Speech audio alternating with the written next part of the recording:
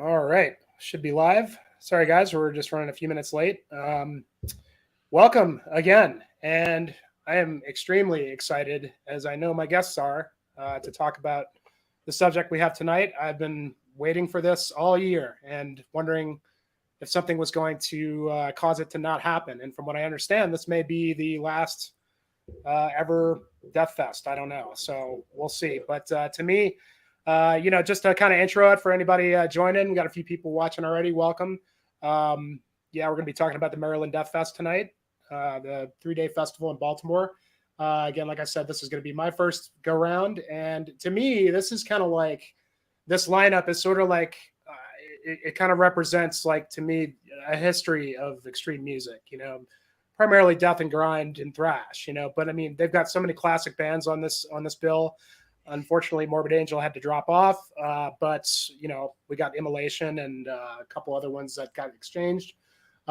Should be fine, but I mean, it's like, this is like a history of the scene to me, and it's, obviously we're missing some big stalwart bands, but for the most part, you got a huge amount of bands that have been around since the 80s, 90s that are going to be on this lineup here. And that's really exciting, especially bands that aren't even necessarily really active anymore, but are kind of doing, I don't know if they're just getting back together.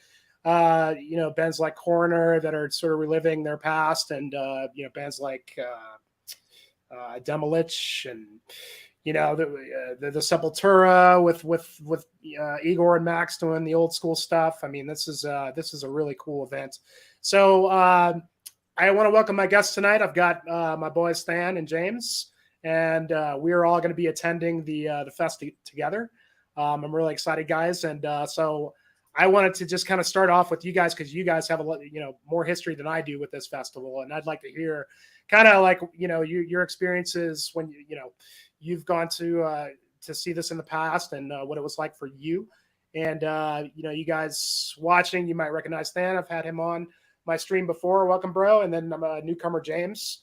Good to be back. James recently, and we kind of were together at Thann's wedding, and we kind of clicked definitely in talking bands, and didn't have enough time to really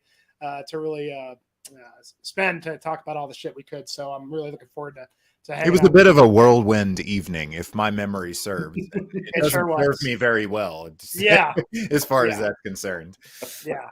And it was kind of like this, big vacation for me. So it's kind of like going all over the place and stopping in there. And, for me, it was, the East Coast is, a lot of places are kind of new. I mean, I've been to Baltimore when I was a kid, and I had never really been to Pennsylvania, and I've been to DC before, but I was pretty young. So, but even just that whole trip was kind of a whole new thing for me, and it was very exciting. But anyway, without further ado, Thann, why don't you get us started and tell us, when you saw the festival before and what it was like for you? Yeah, I mean, I think we can probably kind of, James and I can kind of like go back and forth a bit in terms of our experiences, because if memory serves, we both started going to the festival the same year. Which was 2014. And I started in 2014, which was MDF 8. And I had to go back and look at the band lineups to jog my memory to even which fests I went to. But I went to 2014, 2015, 2016, and 2017.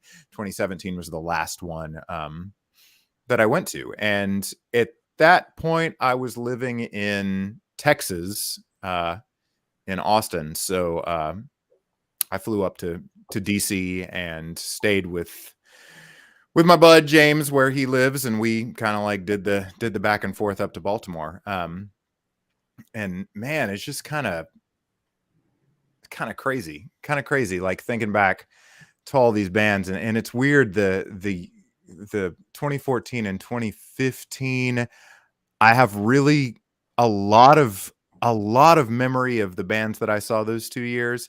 For some reason, 2016 is a real blur. There's a lot of stuff about that 2016 lineup that I really don't remember very well. And then 2017, the last one, I remember fairly well. And I think one thing about the 2017 was that they moved the entire festival indoors. There was no, they had a problem making an agreement with the Edison lot people, so there was no outdoor component to the set. And so I think because everything was indoors, my memory of that is a little better. But yeah, I would say, like, let's maybe take this just kind of like 1 year at a time. And I can't remember for sure. You might have been to stuff in years that I wasn't, since 2017. I can't remember for sure, but yeah, I've been at the fest from 14 all the way through the last time they had it. Okay, cool. I went every year since 14. Okay, cool. So maybe taking 1 year at a time. The bands that I remember in that first year that just like absolutely blew me away. It's my only time to ever see Agalloch. They played outside. Oh, really? Agalloch played that. Okay. Yeah. And what album would that be? Would that have been in support of? Did they in 2014? That probably would have been the last record, huh? Yeah. Because I remember they did play some stuff from. I mean, Marrow is the album of theirs that I know the best, and I remember them playing some things for that. And I just remember being so blown away. They played in the. It wasn't dark yet, but I think it was starting to get dark. It was outside. Mm-hmm. I just remember being absolutely blown away by their sense of ensemble, just how well they played together, how great the balance was, how all of the musicality of that band just came out so well live. So I definitely recall them.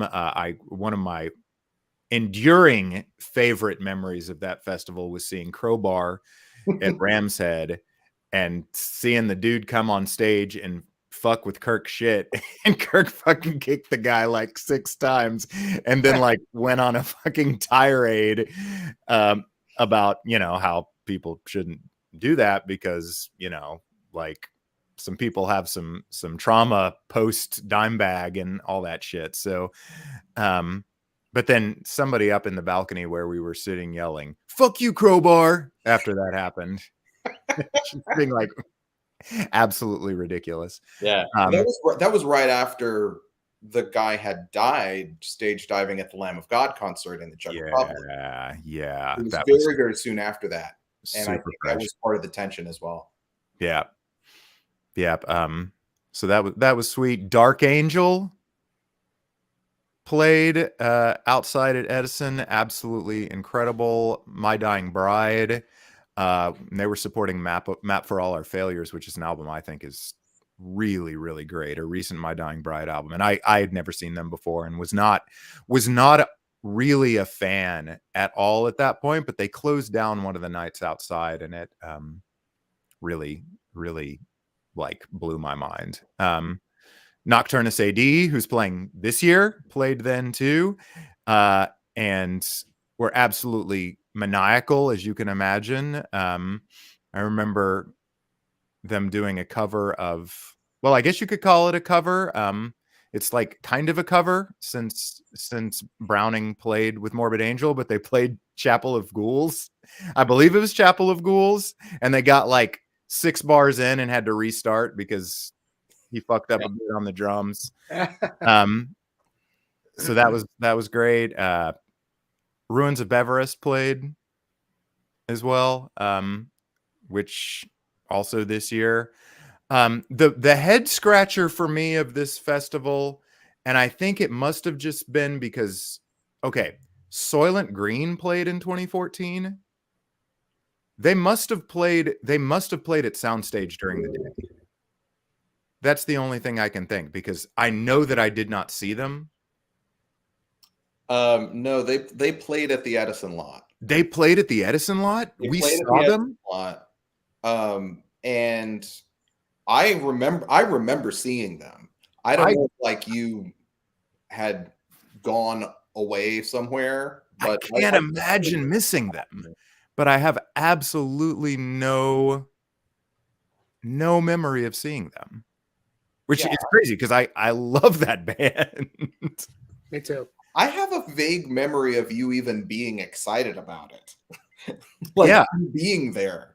but maybe I'm. I don't know, man. A lot of life happens, and Yeah. things just get replaced with other things. Mm-hmm. But yeah, so yeah, 2014 was totally great. I remember by the last day being just complete. I mean, it's this way every year, but being completely just obliterated by Sunday. I bought a lot of festival merch, including this amazing hoodie with the crab skull that I've worn every day for the past like 6 days, because Katie and I have been convalescing from COVID, and thankfully we're back in business. But yeah, this has been my comfort wear. What's up, Brian? Do you want to talk a little bit about 2015? Yeah, I would just add to 2014 a couple of bands that were unbelievable to me, and that's Unleashed. Oh yeah. I remember watching Unleashed, and I wasn't really that familiar with them at that point, and I was just so blown away by it. And I remember turning around, and Gene Hoglan was standing behind me. Oh, listening yeah. to Unleashed, and like just really into it, like really digging it. And I was like, yeah, that's the real deal. Unleashed was one. It was the first time I ever saw Incantation, and they have become one of my all-time favorite bands. And the other is the band from Japan called Coffins. Oh yeah, totally. Who actually played 2 sets over the course of the fest because somebody else dropped out. I don't remember who, and they filled in. So we got to hear Coffins twice, which was fantastic. Yep. Yeah. And the thing about the Edison lot and having the Edison lot and then the other venues, especially in those, what for us were early years, was getting back and forth, getting to like Baltimore Soundstage and then getting back and, you know, having to wait in line to get in and all that kind of stuff was a real hassle. So really what we did was we stayed at Edison lot all day, and then we went over to Ram's Head and saw basically the black metal stuff at night. And this is significant for 2014 because Unholy Grave played at Baltimore Soundstage, and they're one of my all-time favorite grindcore bands from Japan. It was the only time I would have been able to see them. And that was like the big miss of 2014 for me. Yeah. Bought a bunch of like rare 7 inches that they had at like a merch table, but I didn't get to see the band. So anyway, to go on to 2015, it was the same setup. It was Edison and then the Soundstage and Ram's Head at the other location. So we did basically the same thing. We stayed at Edison lot all day and then went to Ram's Head. But highlights for me in that year was definitely Agoraphobic Nosebleed. Oh yeah. One of the greatest sets I've seen probably ever. It was fantastic. Bulldozer from Blade. Oh, I love Bulldozer. And that was fantastic. Bloodbath. Lockup. Lockup. Yeah. Oh yeah, totally. Lockup was great. Mantar, the first time I heard Mantar, who has become one of my favorite bands from Germany. And Triptychon played then, and they're playing this year as well. And the big Primordial, that was another one. The big surprise for me in 2015 was Vulcano from Brazil. Oh, yeah. They were amazing. Yeah. Amazing thrash band, like a generation before Sepultura, right, Thann? Yeah. No, I don't know. I don't know if it was a full generation, but definitely precursors. Yeah. Yeah. And they just blew everyone away. And it was one of those things where there weren't a lot of people around the stage when they started. And then it just went, everybody just went there because they were so good. Yeah. What did you think about 15? 15, my highlight was absolutely Amorphous playing Tales from Thousand Lakes in its entirety. They did the whole thing. They did the whole thing. They played a few other things, but that was the bulk. I remember getting hit in the face full on by a water balloon. It was like one of the night closers at the Edison lot. Such an absolute like vivid memory of that set, and just being totally blown away by the dude that they have singing for them these days. He's like really one of my favorite vocalists in extreme metal. Yeah, Tommy. Right now, just for his range is really like Amazing. in terms of his melodic singing and just the absolute brutality of his guttural singing too. I love this guy. Napalm Death played, and I do not remember seeing them. I'm sure that I did, but I don't remember seeing them. We didn't. They played at Soundstage. Oh, During okay. the day when we weren't there. Okay, I'm glad you have a better memory of this. Neurosis. First time seeing Neurosis. That was killer. And I think one of my I've had this phenomenon, especially with the outdoor things, where there will be bands that completely turn the tide of the day for me. Sometimes it's like when they're early in the afternoon, when it's hot and the sun is blazing down, and like they're just, I mean, there's some kind of like mediocre sort of Black Death bands or whatever that just like don't really do anything for me early in the day. And then there will be like a band that completely turns the tide. And one of the days in 2015, Solstice played at like 4:30 in the afternoon, just as it was starting to cool down a little bit. Solstice, the thrash band. And they did a Demolition Hammer cover at the end of this, and it was just absolutely spot on what I needed at that point. I think I probably got a snow cone around That's that. the old school Solstice, right? Yeah, you know, that used to be like Rob Barrett and yeah. Oh yeah. Fort Lauderdale band. Yeah. Yeah, totally badass. Those were probably my highlights from 2015. And so 2016 was the head scratcher for me. There were so many things that I don't remember. Like I don't remember seeing Nuclear Assault play, but apparently they did. Oh yeah, they did. We probably saw them, but I don't remember it. I did Mayhem play Dumb Mysteries in its entirety at Edison. Yeah. Okay, at Edison. All right. Yeah. Man, for some reason, those are the things that should be like crystal clear to me, but I'm just like, did that happen? But I do remember seeing Gruesome play twice, and they kicked ass both times. They played twice at Edison lot because they were filling in for somebody, and I can't remember who it was that had to drop out. But they played almost the same set. I think they may have played like a different Death cover in between the two sets, but they were so killer. Satan was an enormous highlight. The specific band, not just the concept, the overarching concept. But yeah, Satan was absolutely killer. I remember seeing them play and immediately running to the like merch thing to see if they had any shirts left, because the fest was selling like fest specific Satan shirts, but they had sold out. So I was bummed about that. Venom played that year too. Oh yeah. It was totally killer. Demolition Hammer. And the one that I wish I could go back, that I could get back, was Crypt Sermon played that year. And I think it was the Thursday night. Yeah, it was Thursday night. Because it was kind of more of a classic metal and local band sort of thing that I remember. And Goblin played like a best of set and did like all sorts of cool projections from all sorts of different films.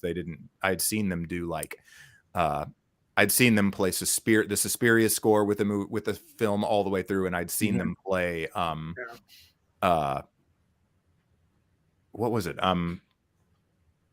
They did was it Tenebrae, I think, or it wasn't another Argento film. They did Dawn of the Dead. I saw them play Dawn of the Dead a different time all the way through, but this like kind of best of with like clips from a bunch of different movies, I think was my favorite ever time seeing them. That's their best shit, either that or Suspiria. I saw them do Suspiria years ago. Great. So good. Totally cool. Yeah, but it's weird. It's a lot about 2016 was kind of a blur to me for some reason. Real Yeah. quick, just gonna say hello to everybody in the chat. What's up, Oh, John? Yeah, dude, I'm gonna be with these two fine gentlemen, so come say hello if you see us. Yeah, dude, I love your your comments so far, Chad. Have been hilarious. Yeah, dude, a lot of great bands coming up for this. Yeah, the Kirk story is great. I'm definitely pumped for Nocturnus AD as well. Really, really pumped for that. Yep. What's up, Jeff? How's it going, brother? Thanks for joining. Yeah, Soylent's last show. Soylent. I'm from New Orleans, so shit. I have a lot of fond memories of Soylent Green. When I used to play in bands, we used to play with Soylent a lot because Ben was like the coolest guy, man. He was always cool to the local bands. He would hook us up with all the shows, man. He hooked us up with Cephalic Carnage, Mastodon before Mastodon got really big. We opened up for Mastodon when they had just come out with Remission, thanks to Ben Fagu, and I don't know what's up. I like Goat Horror, but I always thought Soylent was the better band. And I get it. I mean, Goat Horror's, they're a big draw, and they're killer too. Don't get me wrong, but I just, Soylent was just one of those really special bands. And I don't know, I guess they're not going to do it anymore. I guess they kind of saw like, maybe the last couple albums, they didn't really, keep the momentum. I mean, they're good albums, don't get me wrong. I just don't, nothing could beat those first three full lengths. There was Pussy Soul, Deleted Symphony for the Beaten Down. And, yeah, Soon Mouth Secrets, which is my favorite, and Deleted Symphony for the Beaten Down. And after that, they kind of, they had two records after that, which were okay. But they kind of just, I think the lineup was really the issue, because Brian was kind of wavering between them and I Hate God. And it just, Goat Horror was a lot more consistent for those guys. So, yep, Craig, I wish Incantation was playing this show. Yeah, man. Ooh, whoa. That's rough. Yeah, it's happening. It's going at you. Yeah, I mean, it's not going away. I hear you, bro. Yeah, that's one of the real advantages of the Edison lot situation. I mean, being outside at the Edison lot is going to be a lot less, breathing in other people's air. Oh yeah, and there it's so spacious. Like it's really easy to like peace out and not be near a whole bunch of people, but still have a great ear to what's going on. Yeah, gruesome. Never got to see those guys. Oh man, they're killer. But yeah, for sure, guys. Thanks for your comments. Sorry, James, you were going to start talking about. Was it? Oh yeah, 2016. Just to add to what Thann was saying, I will say that 2016 had, for me, one of the most sort of epic sets that I've probably ever seen, which is Paradise Lost. Oh yeah, that band is just unbelievable. So good live, and the Nick's vocals and his kind of rapport with the audience and all of that is just so good, and just everything about it really. Also that year, I saw Hyrax perform for the first time. Yeah, those guys absolutely blew everyone away. Yeah, it was one of those things where there were a lot of really hot thrash bands playing, and Hyrax was kind of one of the old school guys there, and they just showed everybody how it's done. Like they were just really, really, really good. That's a band where the difference between them on record and them live is massive. Like I feel like they've never been very well represented on record, but in the live setting, I mean, he's unstoppable. Like he's such a great front man. Yeah, the energy from that guy is just, it's infectious, and it's exactly what you need at a big festival like that, because he can work a crowd no matter how big it is. Yep. Just really, really good. And the other thing I was going to mention from the Thursday night Rams Head show that had more of the doom bands was Weed Eater. Oh yeah, totally. Weed Eater blew me away. The drummer who recently passed away, he was just unbelievable. And they had a setup that I'd never really seen before, where the drummer, I'm sorry, his name I can't remember, and Dixie Day were sort of facing each other at the front of the stage. The drummer wasn't in the back; he was like this at the front, and so they could really hear each other and really, see each other and play, together the whole. And it was really just amazing. It was like a sort of unhinged chamber music happening in this, in this setting. So it was really fantastic. Yeah, it's nice to be able to see a drummer play from that angle too. Mm-hmm. You get a better picture of what's actually happening, I think, because usually you can't see anything because of the toms. So right. If you're, if you can kind of look over the hi-hat or whatever, like it's a lot easier to see like what's happening across the board. Yeah, and his style of playing was very much in that kind of Keith Moon school, where he looks kind of like he's conducting an orchestra while he plays. Yep. So that was great too, just from a visual standpoint, being able to sort of see all of his arm movements and stuff. So that was a highlight, definitely, for me. Totally. Yeah. Do you want to take 17? Yeah, I can talk a little bit about 17. It was my last festival to attend.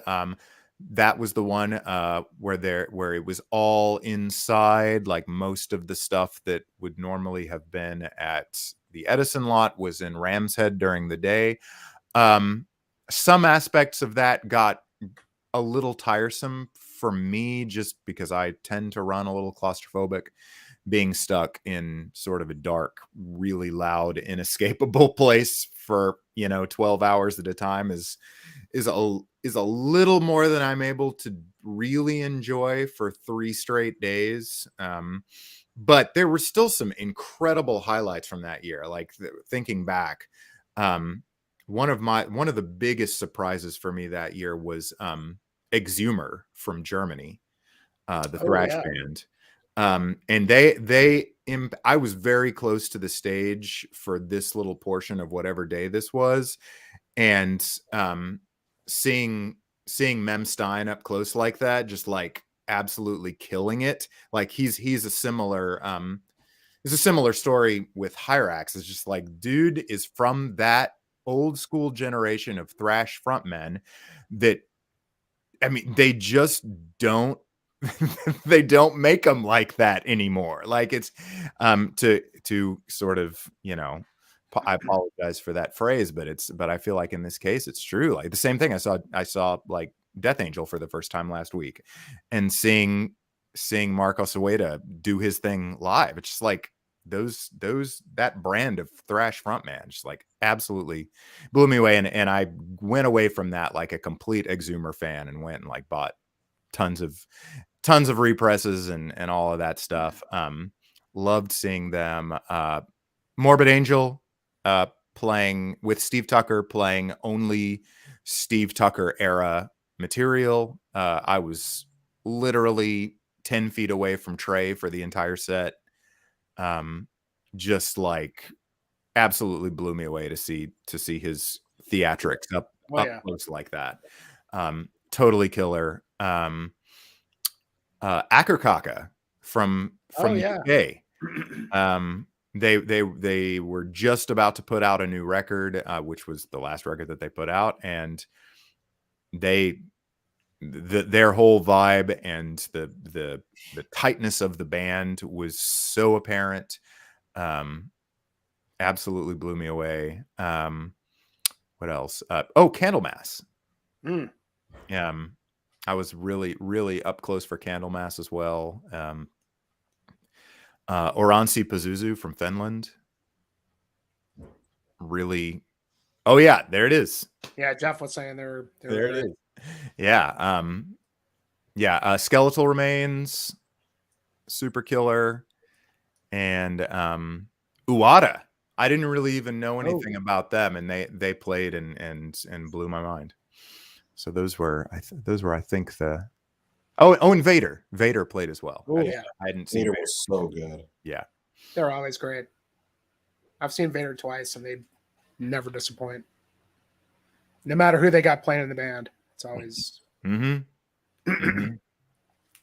Yeah, for me on that, just to add a couple of the old school death metal bands that played that really impressed me, because I don't know as much about death metal as Thann does, so a lot of these bands were a big surprise for me.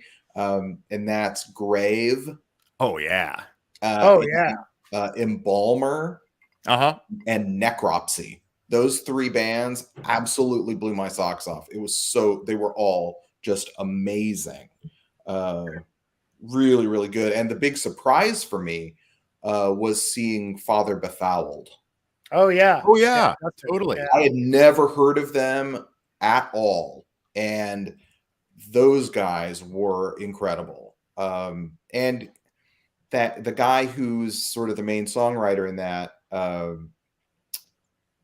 Jay Stubbs, Uh-huh. Yeah, has another band that's like a more doomy band called Incoffination. And they Incoffination. played too. Combination. Totally killer. Yeah. Yeah. Both of his bands played on the same day, or maybe not the same day, but very close. And Like adjacent days, if not the Yeah. same day. Yeah. and that was really cool to see Mhm. too. Yeah, not to mention Justin Stubbs. He has a great YouTube channel, by the Yeah, way. If you've Justin. never seen it, great collection. He hasn't really been doing videos very often lately, but he's got a killer collection that he was showing off for a long time. Yeah. Great band too. Yeah. So just quickly, 18 and 19, 2018, 2019, were the same setup. And the thing that I really liked about that is both indoor venues is that they're so close together. Yeah. That you could go back and forth and see a little bit of something. And then if you were into it, fine. And if you're kind of like, well, I kind of got the idea, I'll go over and see this grindcore band. Mhm. I felt like I was able to see more stuff Yeah. in the long run, even though it was fewer venues, fewer stages running, because it was so easy to get in and out of the venues and just walk across the street, basically. Are you referring to the two stages at Edison, or is that Edison? No, I'm referring to Baltimore Soundstage and Ram's Head Live. Oh, okay. They're just across the street from each other. Yeah. And when Edison wasn't happening at all, going in between those two venues was really easy. Mhm.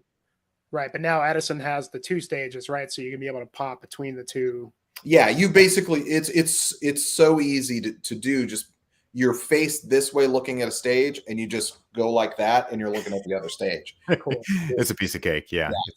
Yeah. And they have it set up to facilitate that. Yeah. And so one stage is tearing down while the other one's playing.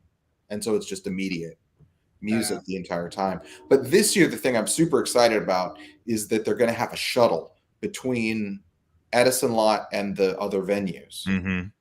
That my understanding is it's just going to keep running. Yeah. Cool. Like all day, back and forth. So you can go and hit things and come back. Mhm. When we go through the lineup, we'll see a couple of conflicts that are pretty brutal from my standpoint. Yeah. That I'm gonna sort of check out how efficient the shuttle is on Friday. Yeah. See if I want to take some chances on Saturday. Yeah. Because I know what you're getting to. Yeah. Yeah. So we'll see. But as far as 2018 and 2019, just to say a couple of words about the bands, big surprises for me, like bands that were new that I got to see for the first time. In 2018, the big one was Viscera Infest from Japan. It was an incredible set at the Baltimore Soundstage, and these guys did not speak a lot of English, but one of the guys in the band kept yelling high speed over and over again during the set while they were playing. And then they got the merch guy because they were trying to get something across to the audience, and everybody was super into it, but they couldn't sort of understand what he was trying to say. And the merch guy came over and he was like translating for him. And it turned out that what they wanted to do is called cockroach moshing, where everyone in the place lays down on the floor on your back and then wave your legs and your arms up in the air to mosh to the music, and they call it cockroach moshing. And he was trying to get this across to the audience without the benefit of a common language, and it was incredible just to see that try and happen, and then for it actually to happen once the merch guy came up and actually started translating. That was an absolute highlight that year. It's like nothing I've ever seen before. Coven. And what band was that? It was Viscera Infest. Viscera Infest from Japan. Okay. And the other highlight from that year was Coven, the old school band. They did their whole like satanic ritual thing, and they were awesome. And they were selling a private press of their big record after the show, and I got one of those. It was really great. And then in 2019, there was this run of bands where Accused AD, the guys who were in Accused, basically, Martha Splatterhead and all that stuff, Accused, and some of the guys from Cryptic Slaughter, and then they were called Low Life. They weren't called Cryptic Slaughter. It was Accused, Cryptic Slaughter, and DRI kind of in a row. And for me, somebody who sort of started out more in the punk world than the metal world, like that was just a dream come true, being kind of an old school, more 80s punk kind of guy. Like that was just incredible. Accused and Cryptic Slaughter and DRI, like I was completely in heaven at that point. And the other big thrill for me that year was Devourment. I had and those guys absolutely killed it. And I got to see Drop Dead for the first time, and they're one of all time, and so that was great. And a grindcore band from New Jersey called Ground that was unbelievable. What a fantastic band! I've seen them since then on different grindcore bills around, and they're just really, really good. Well worth looking into if you haven't heard them. And it was one of those things where, at Deathfest, people play full sets, they'll play for 45, 50 minutes. All of the sets are long, so you really get a chance to hear the band. But Ground played for like 20 minutes, and I think they played every song they know. It was one of those things where it's like with grindcore, you just can't take up that much time. Right. So it was really fantastic. So Ground was a big thing for me, and probably one of the greatest things I've ever seen in my life, which is Tormentor reunited, playing. That's amazing. At Ram's Head. Those guys and Messiah were the big things at Ram's Head that I saw that I was just absolutely blown away by.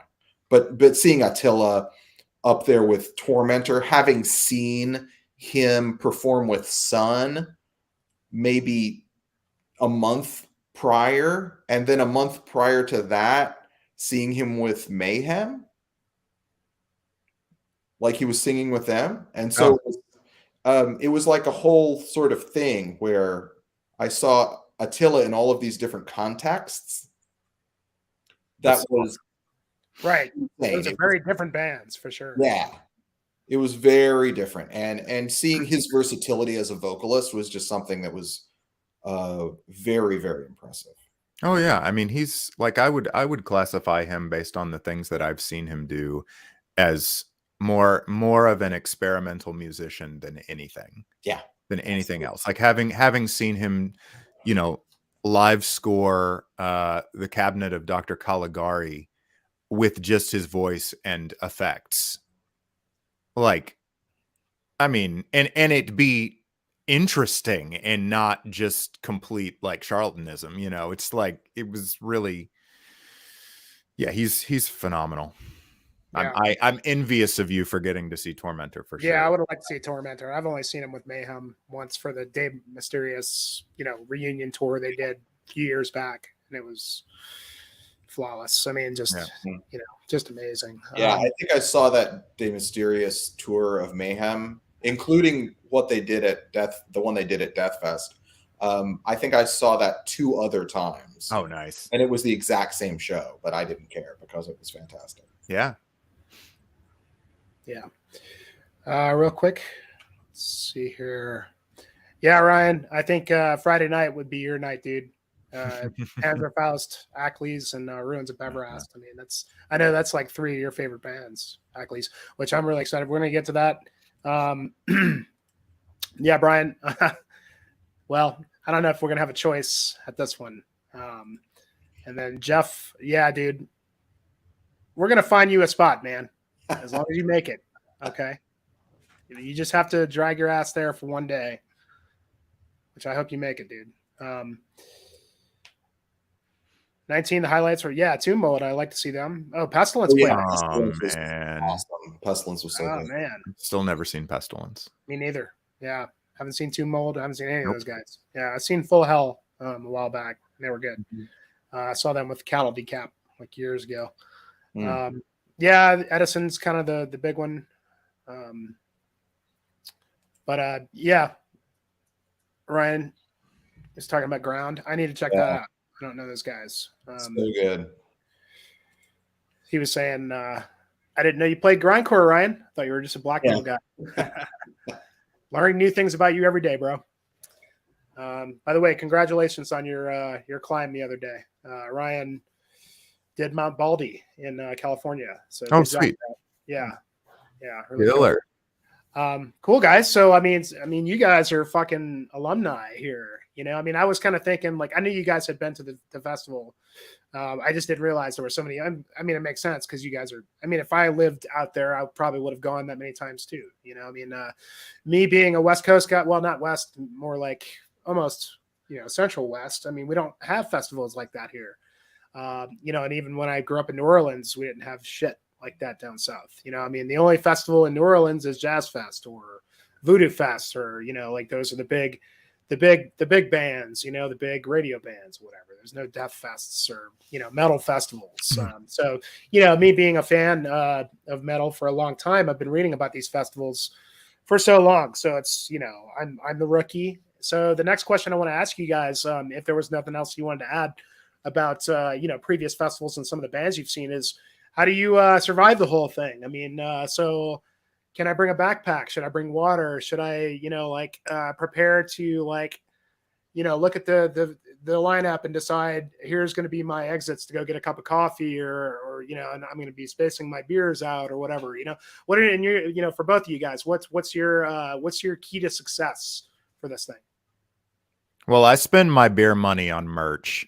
I don't think I have drunk a single, and you guys know that I'm a huge beer guy, like a huge beer guy. I don't think I've drunk a single beer at a Deathfest, like ever. Like it's all hydration and planning.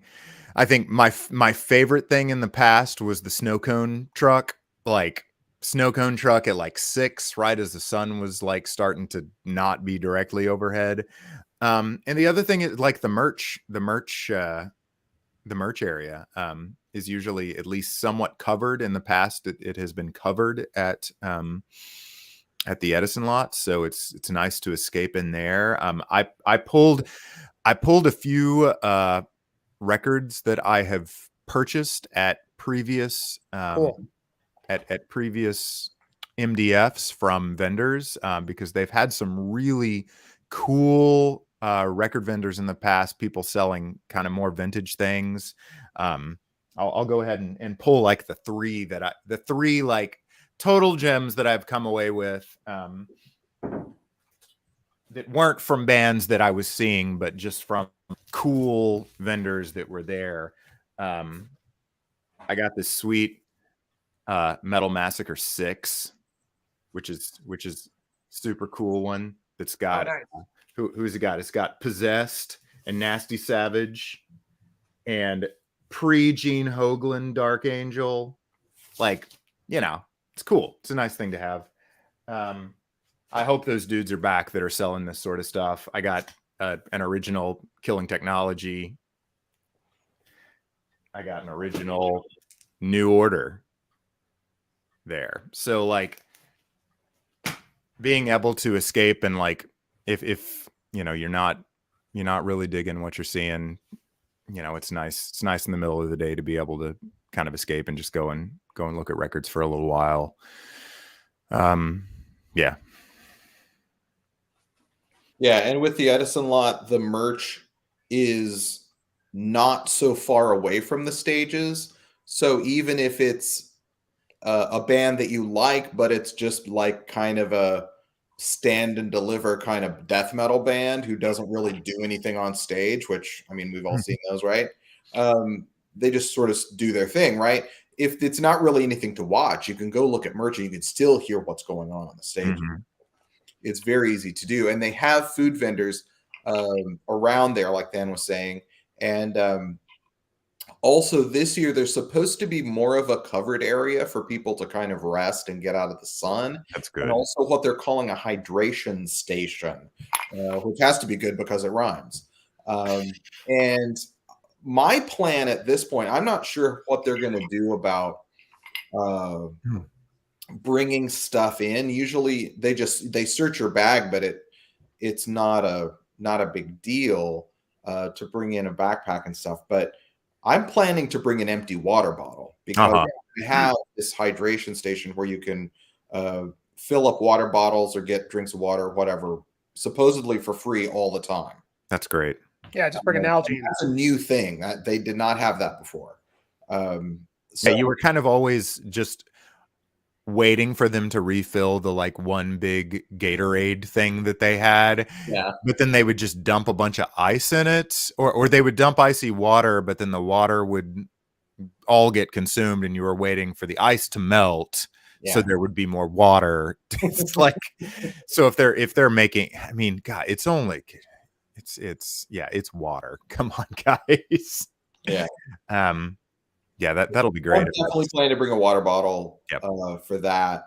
I don't know if they probably don't allow outside stuff food wise. I don't think. I don't know.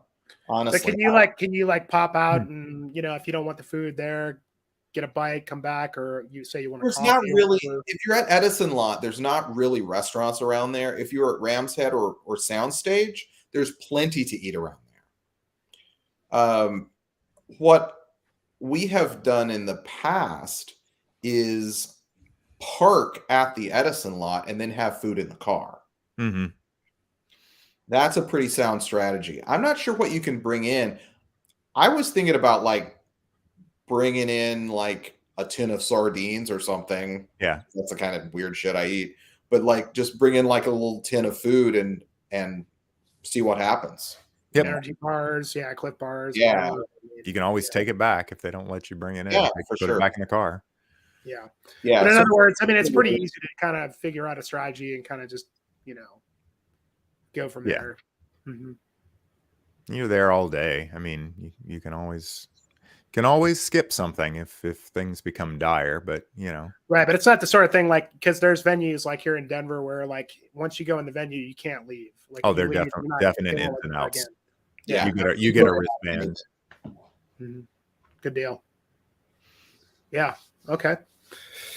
Easy enough. Well, I mean, that's exciting. Yeah. I mean, I'm probably just gonna bring a little backpack, and I think that's a good idea. Bring an empty Nalgene or, something for water, and I'll probably just like wait for to have a beer like in the evening or whatever, and just try to stick to like water and maybe coffee or whatever coffee drinks or whatever to like energize myself to get through all this shit. Not that I'm worried about it, but it's just like it's a new experience for me. I mean, not that I haven't been to a festival before.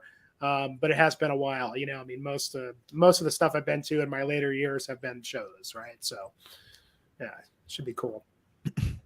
Yeah. It's a grind, I mean, just physically standing and watching bands for 12 hours a day for 3 days in a row. I mean, that's just a lot, so like stretching in the morning before you come is the thing to do, like do a little yoga, do some stretching, whatever it is you like to do, and like warm up for real, like physically. Mm-hmm. Yep, Don't go hard for the first 4 bands. Yep, we won't even be there till Friday. At least I won't be there till Friday. By Sunday, I have to sit down. Yeah. Don't overboard on the BOGO, Red Bull, and vodka. Yeah, for sure. Yeah, I don't think I'll be touching that. Red Bull and vodka is kind of a disaster for me, but yeah, who knows? Maybe later in the night when I meet some of the YouTubers I haven't actually met in person, maybe I'll do that. But yeah, I'll probably just stick to a good craft beer in the evening. We'll see what happens. I don't know. Yeah, no getting wasted at this, man. It's gonna be. This is like, to me, like this is like, an endurance kind of thing. I'm going to approach it like a hike in a way. You guys watch my channel. That's kind of what my channel is all about, is hiking and endurance. So this is going to, we're not going to be, straying too far away from that idea. Absolutely. Earplugs. Yeah. Good shoes, good kicks. Yeah. Rich definitely. knows the deal. Sunscreen. I'm no stranger to the sun. So for sure. Yeah, that does happen a lot. Yeah, it is Baltimore. I mean, I've been to Baltimore when I was younger. I'm pretty excited about it. But from what I've heard, it's city, right? So it's not like you need to be worried about whatever. I mean, it's just what you would expect, I would think. Yeah. I mean, I find a lot of similarities between Baltimore and Philadelphia, and I'm sure that there are areas in DC too that have a lot of similarity to Baltimore. But it's like shit happens. But for the amount of time that we're there, odds are in your favor that we're going to be in a pretty captive, controlled area. So I'm not planning on leaving my car any place random. No. So I'll pay for parking. Yep. So we'll throw in. Yeah. On us use the bathroom. That's good. Yeah. Heavy metal picker. Should we bring a wag bag? I don't know. Maybe Edison lot. It's porta potties. Both Baltimore Soundstage and Ram's Head have very nice, perfectly fine restroom facilities. I would not be down in any chili during the day. Sort of try and save that aspect of your life, either for the hotel room or for the later in the day. Regulate that as much as you can. But yeah, it's porta potties. So maybe, no problem. I'm used to really nasty porta potties at Mardi Gras in New Orleans. And let me tell you, you want to see a nasty porta potty, I mean, look no further than any parade route during Mardi Gras day. Yeah. But, yeah, just like he said, heavy metal picker, pay to park. If you could take a bus, cool. That's what it sounds like. Parking at Edison lot is fine. Yeah. Yep. Porta potties. Yeah, I wouldn't. Yeah, we won't be riding in style. That's for sure, Jeff. But yeah, I think we'll be good. Cool, guys. Yeah. Well. Sounds pretty straightforward about what I was expecting. So looks like we're about an hour in. So let's say we get into the lineup and discuss some bands here. So I think let's kind of approach it, because we have sort of differing, James, I know you've got the 4-day pass. When I got the tickets, it was the 4-day pass was sold out. So I got the 3-day Edison lot. And then as well as you, Thann, right? You got the 3-day. I have the exact same setup you have. Yeah. And then we, which I was initially really bummed about, because the Ram's Head shows were all sold out.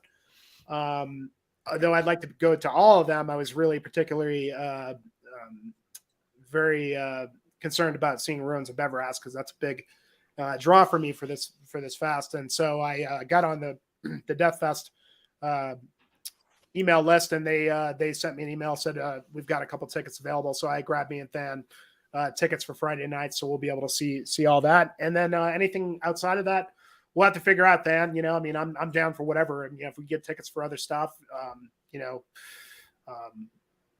yeah, I feel like any of those the power plant sets, if the timing was to work out post Edison lot stuff, I mean, Violence obviously isn't going to work, because we're going to be seeing those Ram's Head shows. But I would be down with seeing Deeds of Flesh. I would be down with seeing Exhorter.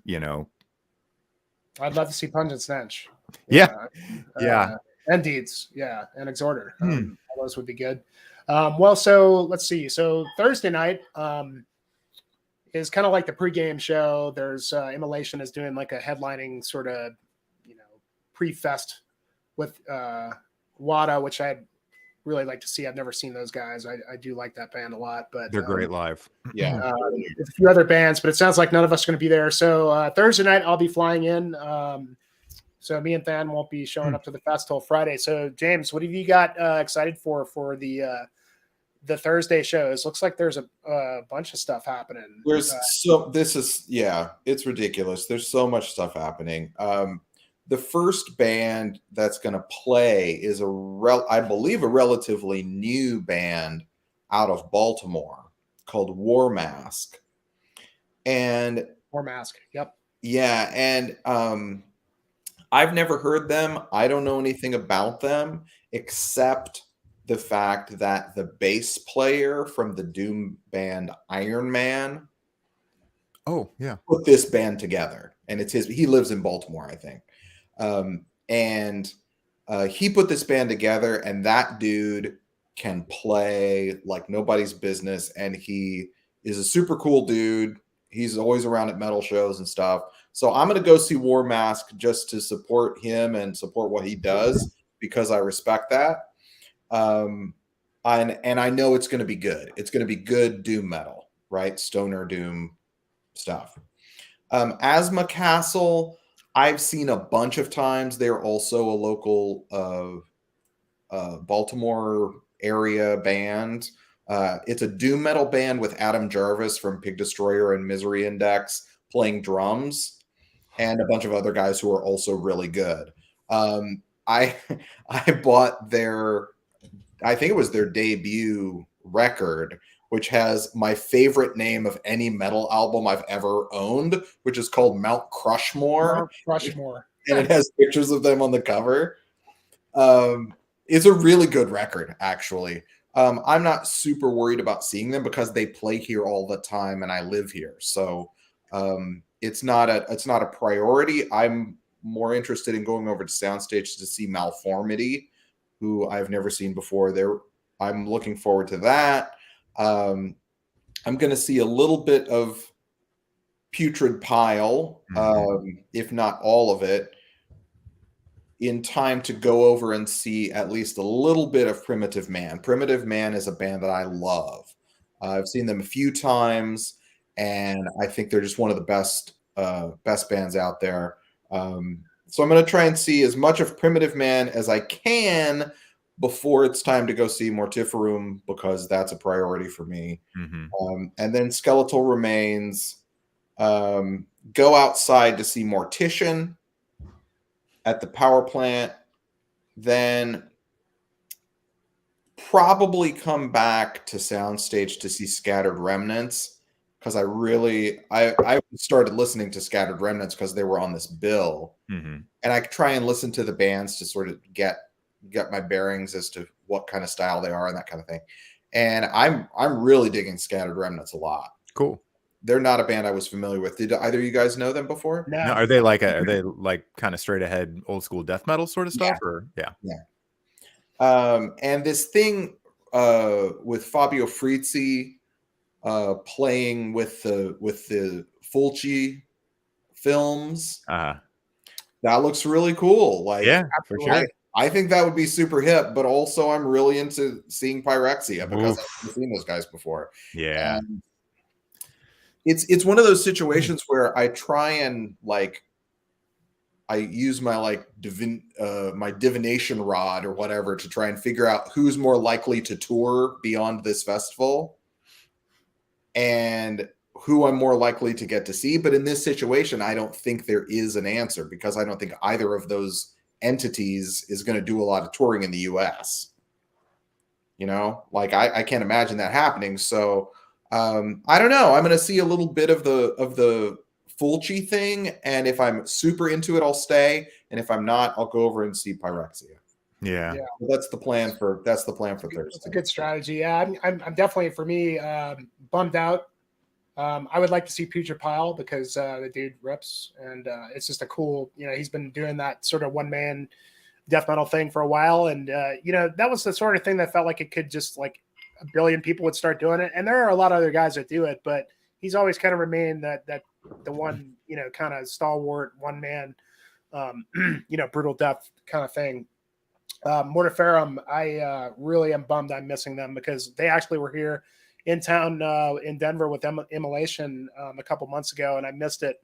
They're new. I really dig that bang. I think they're one of the big up and comers when it comes to that style, and just their new record is massive and just awesome. Just great record. Skeletal Remains as well. I don't know Scatter Remnants, Pyrexia. That's an old school. I'd love to see that Freezy Tufalci, just because I love that zombie film, and I'm sure they're going to do a lot of that weird music from that. So I'm sure that would be really cool to see. Rotravor, that's another old schooler that I didn't even know existed anymore.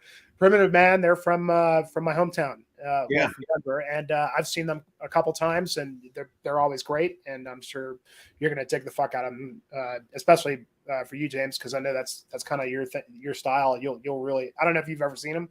But they're as good. Yeah, they're as good as they sound on record. And Mortician, I would love to see.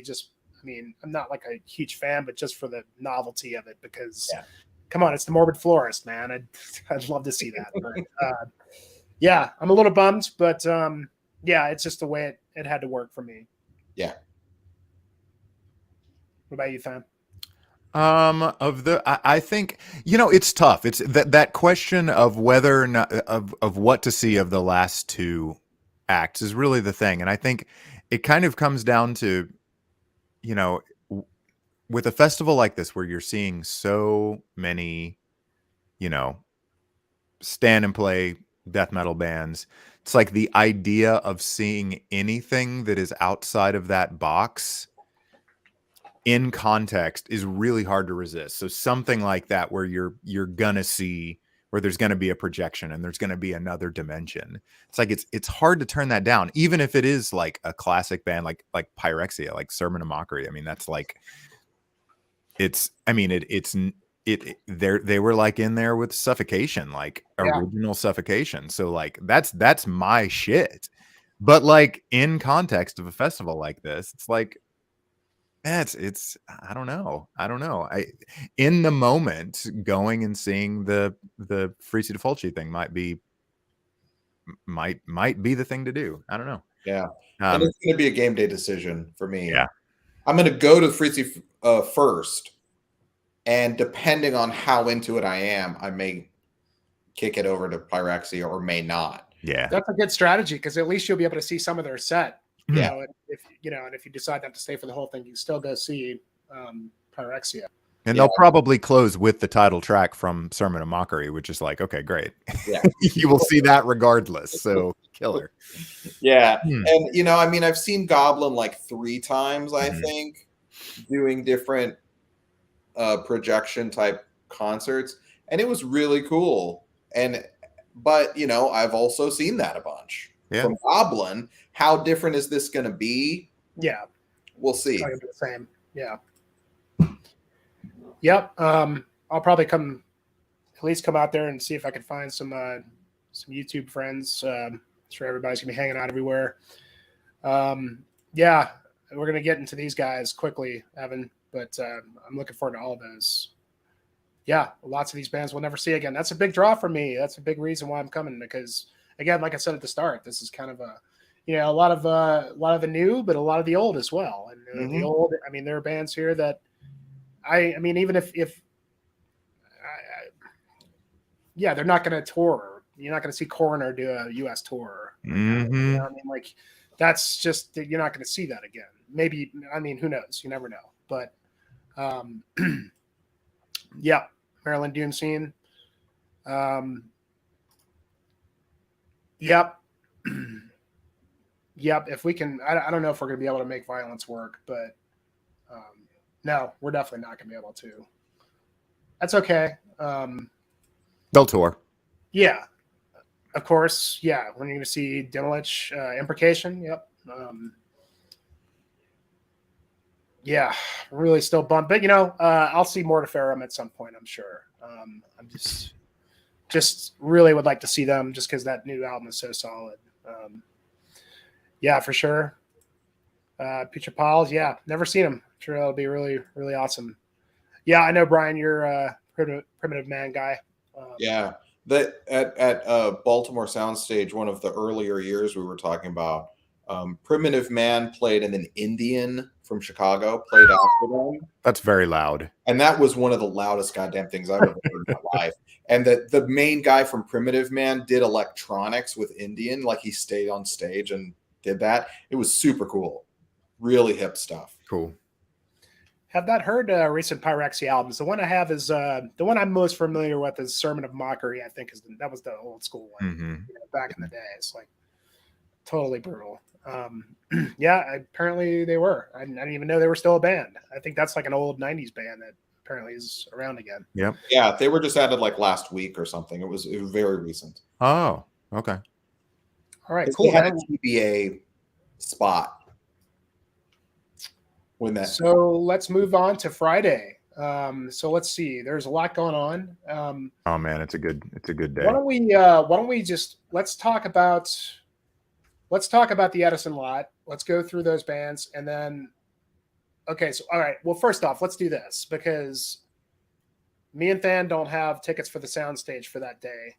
So, and out of these bands, I don't really know most of these bands except for Ghoul, ACXDC,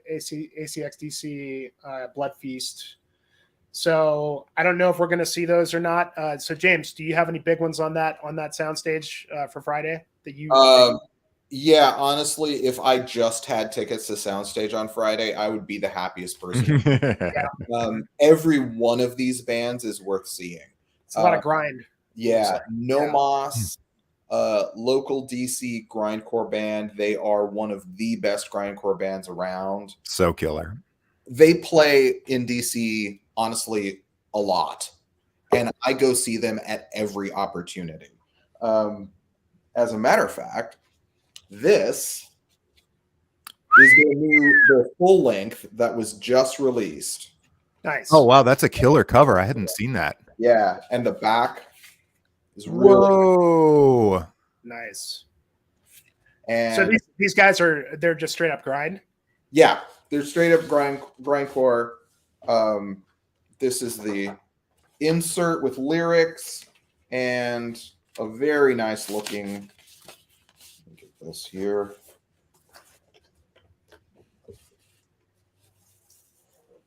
Vinyl color. That's the money shot. Nice. Oh yeah. That. Who released that? This was released on. I'd expect that to be like a Relapse band because it kind of Closed Casket. Closed Casket. Nice. Okay. Yeah, I couldn't remember who I ordered it from. Closed Casket Activities. A label that I tend to get a lot of stuff from, actually. Yeah, they put out that last Gatecreeper, didn't they? That one-off. That one-off album they did, yeah. Mm-hmm. Yeah. The pandemic one. Yeah. Yeah. So Nomos is honestly one of my favorite bands. I'm a convert after seeing them. I've been preaching to Thann about Nomos for years now, and we saw them twice. Yeah, in a pretty short period of time. Yeah. Yeah, opening for Misery Index and then opening for Darkest Hour. Uh-huh. Okay. And really just unbelievably good. So my plan on Friday is to go to Soundstage, see Nomos, and then come meet you guys at the Edison lot. Killer. Okay. Because that's going to happen before Scorched. Right. But as far as the Baltimore Soundstage lineup, Cloud Rat. First it's Nomos, then it's Cloud Rat. Those folks are, I mean, if you like bands that push the limits of metal and sort of what that means, then Cloud Rat is what you want to see. They started out more as kind of a regular grindcore band, but have moved more into kind of electronics and of sort of more, I don't know, it sounds to me more like a kind of alternative-y sort of thing, I'm not really sure how to describe it, but it's becoming less and less metal adjacent, I guess, as the albums come out. But super interesting, and they're really experimental and doing all kinds of interesting stuff. Also, the thing about Cloud Rat, if you are worried in any way, shape, or form about representation at this festival, there are very few bands playing at this fest, and there never are very many bands playing at this fest. But Cloud Rat is one of the few bands with a woman in it. Okay. There are not very many, and the singer is a fantastic singer, and she is there in Cloud Rat. Sulfuric Coterie, amazing 2-man grindcore band. Great name. Yeah, I saw them pretty recently on a bill with PLF and Miasmatic Necrosis. And Jarhead Fertilizer, all in the same bill. It was an epic night of grindcore. It was fantastic. But Sulfuric Coterie for me probably was the best. Like they just fucking killed it. It was insane. Fistula I have also seen. Great sludge band. Super cool, like really heavy, really loud, very sludgy. Blood Feast, obviously. Thrash, old school, At War, old school thrash, and Antichrist Demon Core. I have this shirt on that says at the bottom, "Beware the beast man, for he is the devil's pawn." And it has a scene from Planet of the Apes on it. Planet of the Apes, yeah. Antichrist Demon Core, great band, great grindcore band. They're probably known more for their merch than their music for a lot of people, but they back it up. Like they're one of those bands that has a ton of merch and stuff online, but they really back it up, and they're fantastic. Never seen them live. That is one of the things that is going to be a huge like will I or won't I kind of thing during this day, because they're playing at the same time as Obituary, and I love Obituary, but I have seen Obituary multiple times. Yeah. They tour constantly. I see them all the time, and the question is, do I go to Baltimore Soundstage to see Antichrist Demon Core, or do I stay and see Obituary, who are one of my favorite bands, but I've seen them a ton. Like, that's one of the big things that's like killing me. But anyway, the other later bands that are at Soundstage, Squash Bowels, Squash Bowels, yep. A fantastic grindcore band. I think they're from Poland. Am I right about that? I've seen them before. They played Deathfest. I'll check. Squash Bowels, great show, really good. If you like sort of gore grind, that's going to be for you. And then Ghoul, who like in 2015, like 2014, 2015, 16, it seemed like Ghoul was on every tour I saw. Yep. Did you have that experience, either of you? Yep. Yeah, Definitely. I've seen Ghoul a ton, and honestly, they're not a band that I particularly like their music, so that's a miss for me. I don't like the music, and I don't like the shtick either. Yeah, I have no problems. I mean, obviously, I would see Ruins of Beverast no matter what was against it, pretty much. But the choice of Ghoul or Ruins of Beverast is no choice at all. Oh, sure. Yeah, I mean, that's cool. I mean, we'll have to see what happens, because I would like to see some of those bands as well. Most of those bands I'm not too familiar with. I do dig Ghoul personally. I mean, I'm not like a huge fan, but I like a lot of the bands that these guys are in, like Impaled, and yeah, totally. What the fuck happened to Impaled, by the way? They should be around. But these guys are fun. You know, they just kind of do like a sort of splatter thrash kind of deal. Yeah, there's no. Impaled is playing at Soundstage. That's what happened to Impaled. Oh yeah, they're closing out Saturday night. Holy shit! Oh fuck! What do you know? Okay, I don't know how I missed that. I missed it too. I didn't even know they were still around. I mean, okay. Wow. Right. That's probably why they're playing, because Ghoul is playing. Good point. Yeah, I mean, it's it's probably most of the same members, but okay. Well, let's digress. We'll get to them. Yeah, And there's no contest between that and the Ruins. But yeah, you definitely piqued my interest. One of the things I want to do here, leading up to the fest, is I'm going to go and try and listen to as much stuff as I can of some of these bands that I don't know. Especially like I'm not like a huge grind guy. Like I love Napalm. I like Rotten Sound and stuff like that. But I don't have a wide grind palette. I would say, not to say that I don't want it. I just never really went down that road.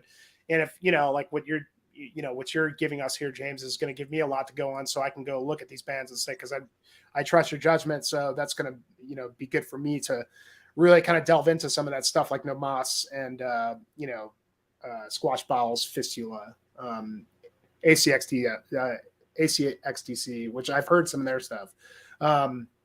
But yeah, so that's cool. So that's a lot to pop in and out for. So, okay. So let's get to the Edison lot lineup. So why don't we just do like a round table for each of the bands? Starting with Scorched. I don't know this band. I know that they are on $20 spin, and I know Thann, I'm pretty sure you've got their most recent one on vinyl, because I remember you posting it. Yeah, I do. And I was just looking to pull my copy, and it's not where it should be. So I'm not. So it's somewhere in the stack totally sure, because I haven't listened to it recently either. So, but it's cool. I dig it, and I instantly dug it when it went up for pre-order. Whenever that was, several years ago, 3-4 years ago, something like that. Yeah, I'm excited to see him live. Like it's a pretty raw lo-fi brand of death metal with some kind of some technicality, some brutal sort of death metal influence for sure. Yeah, I'm interested in seeing them live, because I never have. Great cover art, by the way. yeah. It's I like it's that super album cool. a lot. I think it's really, really fine.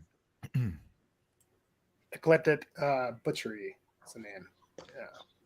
So okay, so yeah, you guys know these guys. I have not heard them yet. I will check them out. But yeah, definitely worth seeing. Yeah, Like. for sure. Yeah. What are they? Are they from around the Mid-Atlantic? I can't remember for sure. They are from Delaware. Oh yeah. Okay, there it is. Mm-hmm. That's about as Mid-Atlantic as it gets. Yeah, Delaware. maybe upper Mid-Atlantic. I don't know. Okay, good way. Yeah, so Scorched, awesome. Next, Graveyard. I saw Graveyard open for Opeth a couple of years ago. Mm-hmm. I didn't like it. Yeah. I saw it boring. Yeah. So hold on. So that's what I wonder. Is it the Swedish Heavy rock kind of band, yeah, Graveyard? kind of rock band. I assume. Or is it a different Graveyard? Is what I wonder. Because that band that you're talking about that opened up for Opeth doesn't seem to fit this bill, does it? No. But they've had like Solstafir and bands like that kind of play seemingly randomly in the middle of a day of death metal. I just wonder, because is there another band called Graveyard? I'm sure there is, but well, yeah, I mean, there's like 10 of them. Well, yeah, I mean a famous one. So I don't. Yeah, that's what I'm wondering. Now there is a band from New York called Graveyard, Black Death Doom, who does have a full length from 2021, and I'm wondering if that's who it is. Anybody in the comments know? Because I really would be surprised to see the Graveyard that opened up for Opeth, because those guys were like, yeah, they don't even fit the bill at all. And I agree. I thought they were boring as well. Yeah, I saw that same tour right before right before the pandemic hit. Mm-hmm. Yeah, it's a different graveyard. Which Okay. one? Okay, that's what I would have thought, because I started to wonder, was there like a classic band, a graveyard band? I started to think maybe it was like a Swedish band or something, but I'm not pulling anything up other than a United States band. Everything else looks old, so I'm assuming that's who it's going to be. But I mean, look at this. This looks really, I mean, look at that logo. I don't know if that's it or not. I mean, look at these dudes. I don't know if that's them, but there is a 2021 full length. What label is it on? It's independent, so it's probably. I mean, who knows? I don't know. Yeah, I don't know if this is them. So that's an interesting one. We're gonna have to follow up, unless anybody else in the comments knows. Yeah, I just assumed it was the same graveyard. Yeah, I was sort of going back and forth about whether to stay at Soundstage and see Cloud Rat, because I do really want to see Scorched, but I was like, Graveyard sucks. I don't want to have to sit through that, so maybe I should just stay. But if it's a different band, who knows? Yeah. Okay. So that'll be the surprise of the day. We'll see. Yeah. So, next up, Massacre, which is the old school, right? I'm interested to see who is playing in this band, because on the most recent record, which is pretty badass, it's essentially Cam Lee and like a couple of Swedes and at least one guy that I think is maybe from the UK. Like I'm interested, because it's obviously not going to be. I wouldn't think that it's going to be Terry Butler playing from the classic lineup, because he's playing an Obituary, and hasn't played with them recently. So, but I'm stoked to see Cam and whoever he plays with. Well, I wonder if Raga Johansson is, because he played on that last record. Yeah, that's the Swedish dude. Legendary. Like that dude played on so many projects. How many bands this guy's played in? Yeah. Which I don't know if you ever heard some of the Johansson and Specton stuff, but that's pretty cool. It's more, like prog kind of stuff, but Johnny Pedersen too. He's played in Wombbath and like tons of projects. Good God, man! Look at it. He played a lot of stuff, but yeah, this is a classic band that to be honest, I really don't know their stuff. I mean, this is a classic album right here, right from Beyond. Yeah. So yeah, this one, I'm definitely excited. Oh, okay, cool. Let's see. Pink reissue. Nice. How is that record, Thann? Because I'm really not familiar with it.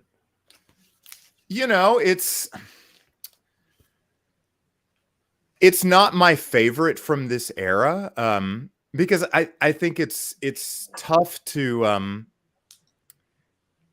not immediately put it up against the stuff that Rick Ross and Terry Butler and Bill Andrews recorded with Chuck, those, especially Leprosy, and then two of them also on Spiritual Healing. It's like I find those two Death albums to be far superior to this one. But I mean, it's killer. It's super important to the history of death metal. This band and Cam Lee, and I can't help but just be really stoked to finally get to hear this band. Yeah, I from what I've always understood about him, like I wouldn't be surprised if something happened either. I feel like, flakiness was the reason that Chuck couldn't deal with him. So, who knows? All right, yeah. But I dig that last record, the most recent one. Everything that I've heard from it. I haven't bought a copy of it, but I've certainly liked what I've heard. That's Resurgence. Okay. Mm-hmm. Mm-hmm. I haven't heard the most recent record at all. From Beyond is a record that I like a lot. Yeah. But as far as that's the only record of theirs I know. I assume they're going to play a bunch of stuff off of it, so I'm cool. Like I'm ready to see it. I mean, from that era of death metal, I mean, there's not a single record that came out like in that early era that I'm not like, well, that album kicks ass. Like, I mean, even bands that like so many people count as also rans. It's like, I mean, like, it's just such a great era. Like, I mean, it kicks ass. You know, I'm sorry. Yeah, it was a special time, you know, in metal music. So, oh yeah, even if it wasn't that great, and there's a couple coming up, it was still really great. So, yeah, cool. Anything else to say about Massacre, guys? not really. All right, I'm gonna take this next one, which I'm really, really stoked for Atheist. Woohoo! Now, I only have all the Atheist stuff on CD, for whatever reason. Atheist for me was kind of like a, you know, I got into metal like 9th grade, and one of my favorite things, one of my favorite bands still to this day is Cynic. And yes, I think that Atheist kind of flew under the radar for me when I was younger, and it took me a while to come back around to later on. And now I did actually have a chance to see these guys with, they were touring with Cattle Decapitation and a couple other bands, and I missed that. It was right before the pandemic hit, and for whatever reason, so I live in Colorado Springs. Most of the shows are in Denver. Our 15-minute drive, so I kind of have to pick and choose. If it's a work night, I mean, it's gonna be a long night for me. So whatever was happening that night, that was the decision. But you know, at this point, Atheist is the Kelly Schaefer show, which is fine. I mean, because he's always been kind of the band leader. I don't really know who the guys are in the band anymore. I really am kind of bummed that Steve Flynn's not drumming for them. Yeah, that's the big one for me too. Yeah, but I'm sure whoever they got's going to kill. The band hasn't released anything since Jupiter, which was what, like 2010? Something like that. It's So great record. ago. So I don't know why. Yeah, I think all 4 records are great. I think this is probably my favorite one. Me too. But I love all of them. I think I don't know if maybe it's at this point where he's just kind of left it to a touring, you know, just kind of capturing the old days and not really planning on putting out anything new. I don't know, but you know, either way, if it's, I'm really excited to see them. I'm definitely going to be. It's the first band for sure of the lineup that night that I'm going to be really stoked to catch. And I would assume that they're going to play like a good mix of all these records. And, you know, a lot of people didn't like Jupiter, but personally, I thought that was a great record. You know, It's a little more, you know, it wasn't quite as, I don't know, it was probably just as crazy as some of their other stuff, but maybe not as melodic. But Steve Flynn's drumming was just incredible. I always thought that dude was like one of the most underrated drummers, but I'm very stoked. His drumming on, like, one of my pandemic projects early on was to learn Motherman on guitar, and I playing along with his drumming on that track is like, it's mind bending. Like it seems fairly straightforward in a lot of ways, like in the, like once the song really gets cooking, but like the way that he's playing beats and kind of shifting the emphasis from measure to measure and iteration to iteration, like that dude is, he's right up there with Sean Reinert as far as I'm concerned. Like, I mean, maybe not as prolific and as varied in what he plays, but in terms of his creativity, man. Yeah, I love really crazy time signatures, and I mean, I think Dillinger had a lot to own an Atheist, and just in the drumming department, just really just out of the box thinking, you know. Whereas like, you know, Sean Reinert was more of a jazz kind of fusion guy, you know, that like was incorporating, you know, I wouldn't call this jazz drumming. I mean, maybe some elements in there, but it's just really out of the box thinking, just time signature wise, like drumming, you know. For sure. Yeah. I'll be stoked to see him regardless. I've never seen him before, and seeing Kelly play with whoever he puts together will still be killer. What about you, James? Same here. You know, I have listened to those albums I wouldn't say a lot, but I've listened to them enough to know that it's definitely something I want to see. That kind of more technical metal is not always something that hits me where, like hits me in the heart. It's I like it, and it's super impressive and can be very interesting, but because it's so close to jazz or even to more contemporary classical music, for me, and Thann may be this way too, but coming from a classical background and being a metalhead, if music is too complicated, then I start to analyze it, and I don't react to it viscerally and emotionally. I react to it intellectually. And so that's something that stays in a different box for me. And so when I listen to Atheist, that part of my brain turns on, and it's just not as much fun, honestly.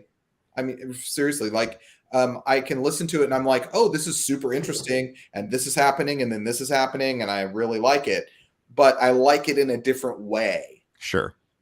Makes sense. Than, when Sulfuric Coterie starts playing and it's like, it's just a whole different vibe.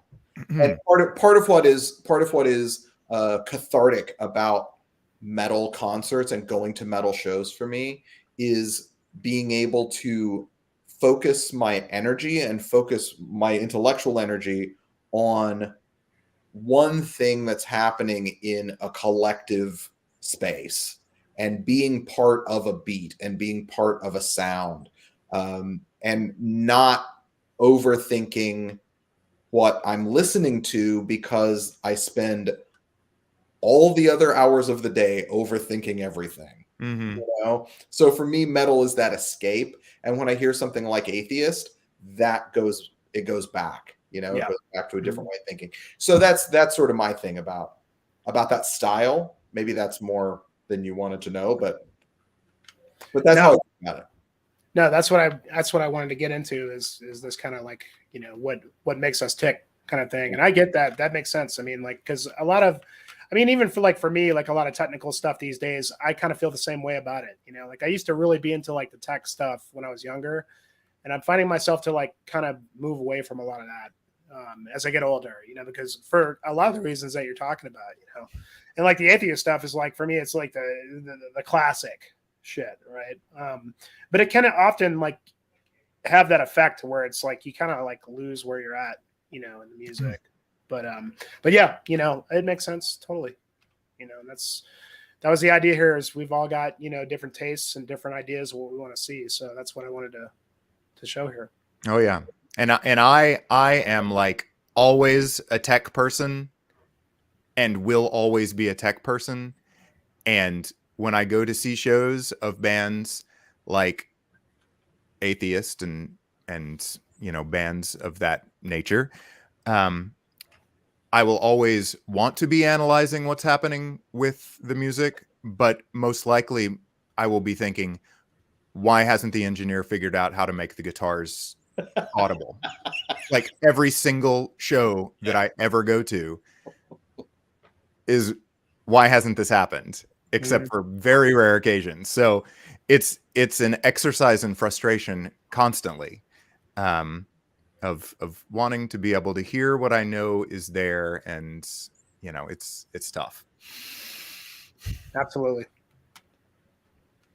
Cool. All right. Next up, Monstrosity. Oh, you got the vinyl, you bastard. Original picture disc, Imperial Doom. I've had this since like 1996. I found it randomly. I wasn't even collecting vinyl at the time. I was like, oh, I like Monstrosity. I don't have this yet. Sure. That's a classic pretty picture. I mean, this is the first we ever hear Corpse Grinder, and I always thought Lee Harrison was a great drummer, underrated as well. When it came to the Monstrosity, was always kind of an underrated. I don't know if you guys have ever seen the Cannibal Corpse documentary where they were, interviewing poor Lee Harrison, and every time he'd get fucked because they would take members, and they always just like, his like resignation of being like the farm system team for Cannibal Corpse It's like he's like whatever, because it's like I went back because I knew I was finally going to get to see them. I went back and listened to those records, like post In Dark Purity was the last one that I bought, and I went back and listened to those more recent ones, and they're freaking great. They're great death metal records. Like I don't know who's playing on any of them besides Lee Harrison, really, but like they're killer. The songs are killer. Like the production is killer on all of them. I'm like, why haven't I been listening? Because like he writes this, and he's a great guitarist too. Like he writes most of the riffs and stuff for them, as well as being the drummer. Yeah, it's a great record. Totally great. This album is an unheralded classic in my opinion. Yeah. This is some of the best death metal songs. I mean, just the best writing in terms of just groove and, you know, memorability, and just like every single song on this is a banger. And just, I don't know, I just like, not enough people talk about this record, In Dark Purity, and it just is so good, man. Like, it's got a killer Slayer cover on it too. Yeah, there's Angel of Death. There's 13 tracks on this, and usually that kind of like is too much for an album, for a death metal band. 8 tracks is good enough, you know. 13, but I'm telling you, man, every song on this is great. Killer riffs, and just awesome songwriting. I can't say enough about how much I love this album. Yeah. The most recent one is badass too. Like super memorable songs, great riffs. Yeah. And that one's like long as fuck too. It's like 14 tracks, but it's just really like super polished. I've got that one too, and I need to listen to it a little bit more, but it was really good. I mean, like the early ones like Imperial Doom and you know, Millennium, this one. The ones after that I didn't really pay too much attention to until that newest one, but I'm sure they'll be great. They're good. Yeah. Mm-hmm. Should we take bets on whether they're going to play the Slayer cover? Angel of Death. Well, I mean, that's one way to win the crowd over, because there's not going to be any Slayer doing that, right? Mm-hmm. Right. But yeah, I'm fully expecting to hear that at the end of this set. I was thinking about that the other day. I was looking at Lat and I was like, yeah, we're gonna hear Angel of Death for sure. Infamous Butcher. Who's next? We got of course. Yeah. See, it will be my first time seeing them with the new guy. Yeah. Someone that is not Frank Mullen. Yeah, we're living in a post-Frank world, my friend. Post-Frank world. Yeah. Finally got my vinyl copy of this. My honorable mention best records of last year. Live one. Yep. Finally got it. Yeah, I've seen this new dude, this new vocalist play live before, but not as a vocalist, but as the drummer of for the band Disgorge, the Southern California death metal band, brutal death metal band, not the Mexican death,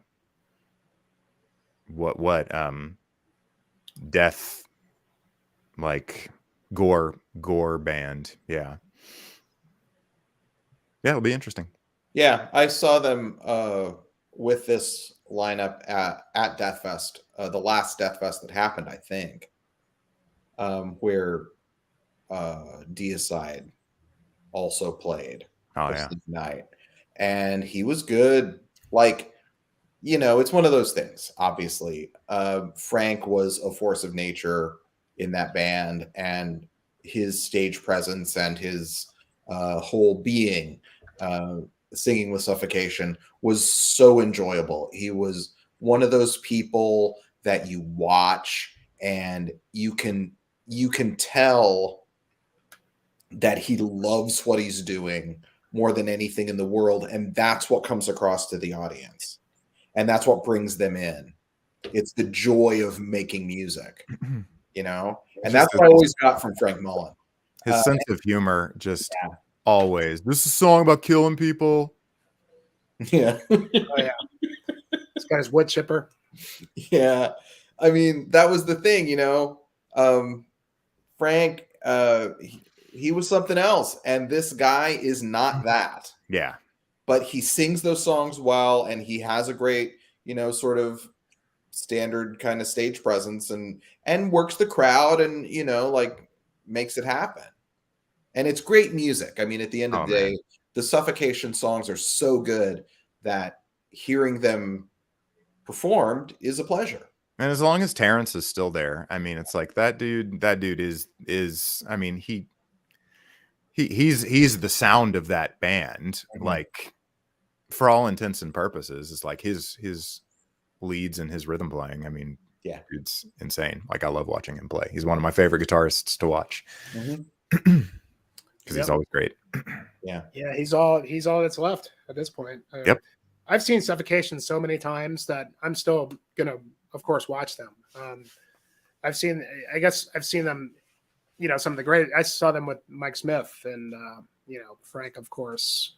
But they always rule, and they're definitely one of my favorites. I mean, this is one of the classic records for me that goes way back to 9th grade for me. I remember hearing this for the first time and being like, good God. I mean, still my favorite full length from the band, even though they have so many great ones, but this one has a special place in my heart. But it's cool that he's bringing it forth with new members, and more power to him, man. I wasn't really crazy about the last record. I mean, it was good. It had some good stuff on it. I think the last one they did was really great. Was the Pinnacle of Bedlam. Yeah.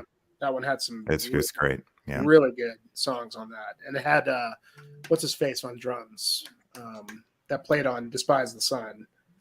Oh, did Colroth play on that? Colroth, yeah. Yeah. Yeah, he played on Pinnacle of Bedlam. Yeah. That's right. He's like one of those guys that kind of pops in and every now and then and he played with Malevolent for a while too. Yeah. And Incantation. Mm-hmm. Yeah. But classic band. I mean, oh man. Bloodbath. Fuck. Bloodbath. Second time seeing them at Deathfest for me. Mm-hmm. Me too. It'll be great. I've never seen them, so I'm really excited. I mean, this is one of those bands that, I mean, like, all their stuff's great, but it's not like, I don't think they have a bad record.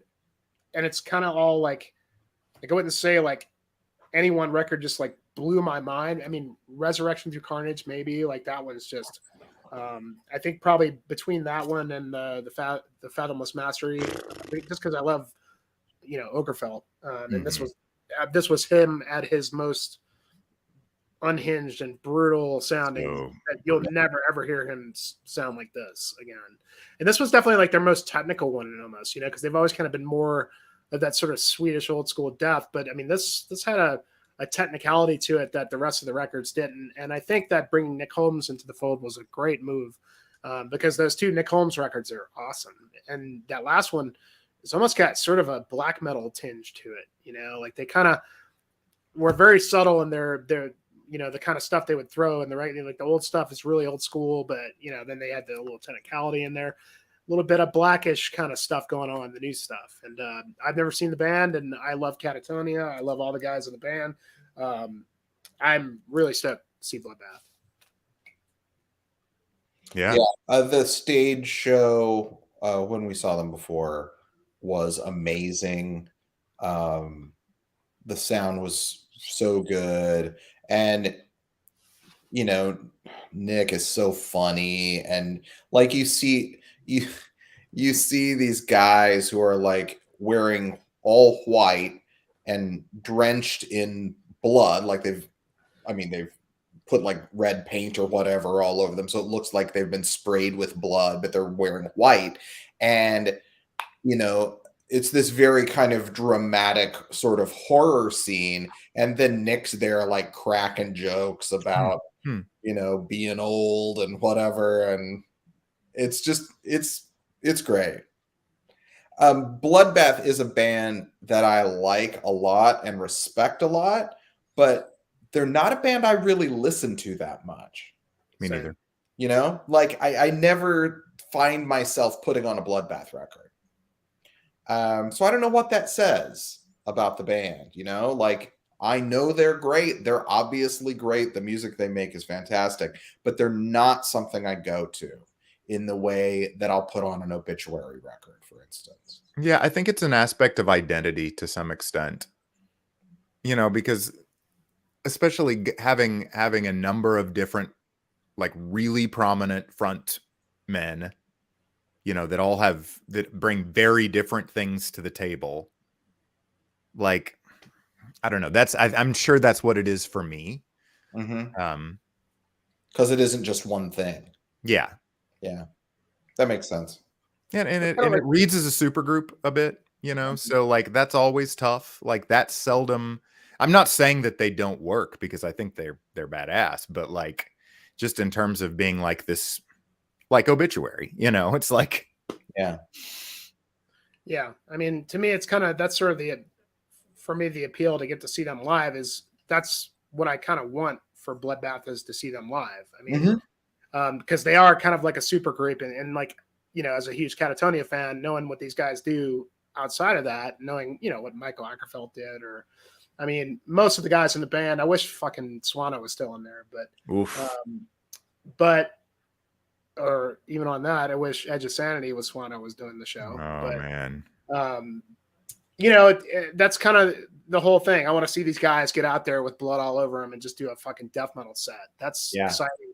I agree. It's like I don't really reach for them too often. I think that's really the big appeal, is like these guys are going to just come together and just do that. And I'm sure they're going to kill it. It's going to be great. And they've written some great songs for sure. I mean, if I want some good Swedish death metal, Bloodbath isn't quite the band I'm going to reach for. But at all the same, I just love that they celebrate where they come from, and they celebrate the more extreme side of, you know, because those guys don't play extreme metal, you know, in their proper bands, or at least, you know, the Catatonia and Opeth guys don't, you know, and like, if you ever thought Axe was not a great drummer, I just like, dude, his drumming is fuck. I mean, that guy could do everything, you know, he could do death metal, he could do jazz, it could do, I mean, just, I don't even know if he's drumming with them right now, because, you know, he left Opeth, but yeah, for me, it's going to be like a very much a,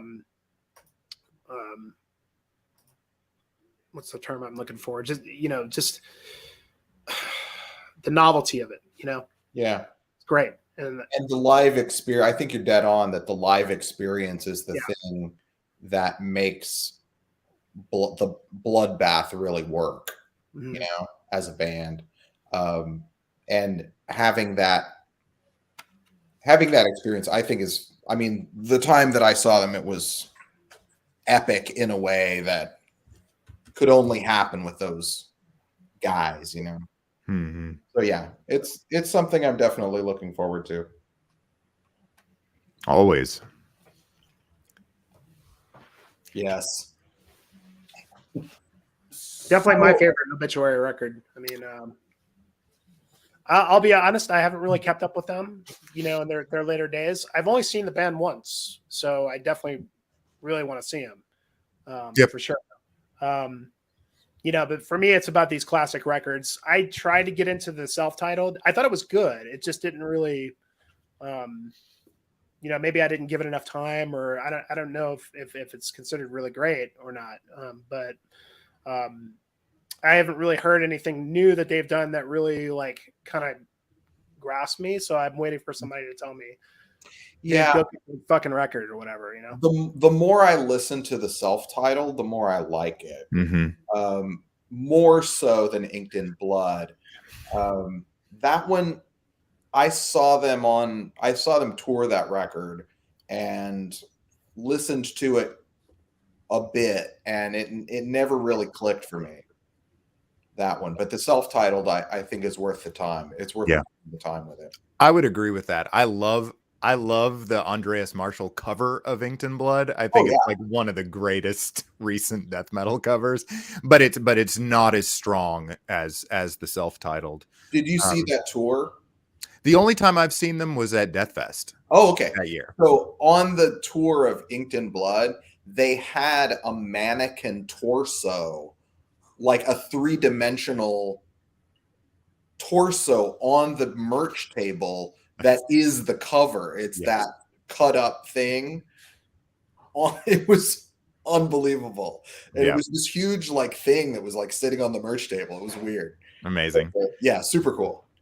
So I have recently read this, Oh, nice. and it has completely informed my excitement about seeing them again. I caught one of their pandemic live streams, and I really enjoyed it thoroughly. The personalities of these dudes, like it's a great band in terms of personality and sort of, and an enduring identity for sure. Um, the record of theirs that I pulled is this repress of Incomplete, another great Andreas Marshall cover. Mhm. I I think Cause of Death is probably still the one for me, but the Incomplete was the one that I bought first, and I also had a T-shirt in high school of the cover of the Incomplete, and it also has that revamped logo with the crazy whatever dragon situation going on Yeah. the T. I think this cover is just like so gnarly. As much as I love that Michael Whalen cover of Cause of Death and the story that it occupies with Sepultura and all of that, Yeah. Classic. I'm so stoked to see these guys again. I think it's like similarly to the experience I had last time we saw Crowbar, where that was the time it was like, yes, I get it. I've seen these. This is the fourth time seeing Crowbar, but this is the time that I'm like, yes, okay, I get it. Like I feel like I'm ramping up for this to be that time with Obituary. Even though I've listened to them since I was 13, 14 or whatever, like, this is going to be like they've never been like at the super top of my death metal pantheon, and I don't think they ever will be, but I think they will occupy a more prominent space after having seen them. Yeah, and I'll say that the more I see them live, the more I like them. I think this will be my 5th time seeing Obituary.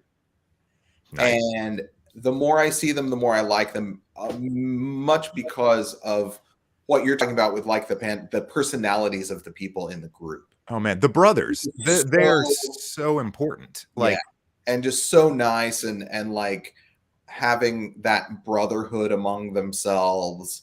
And those pandemic concerts that they put on were so, the live streams.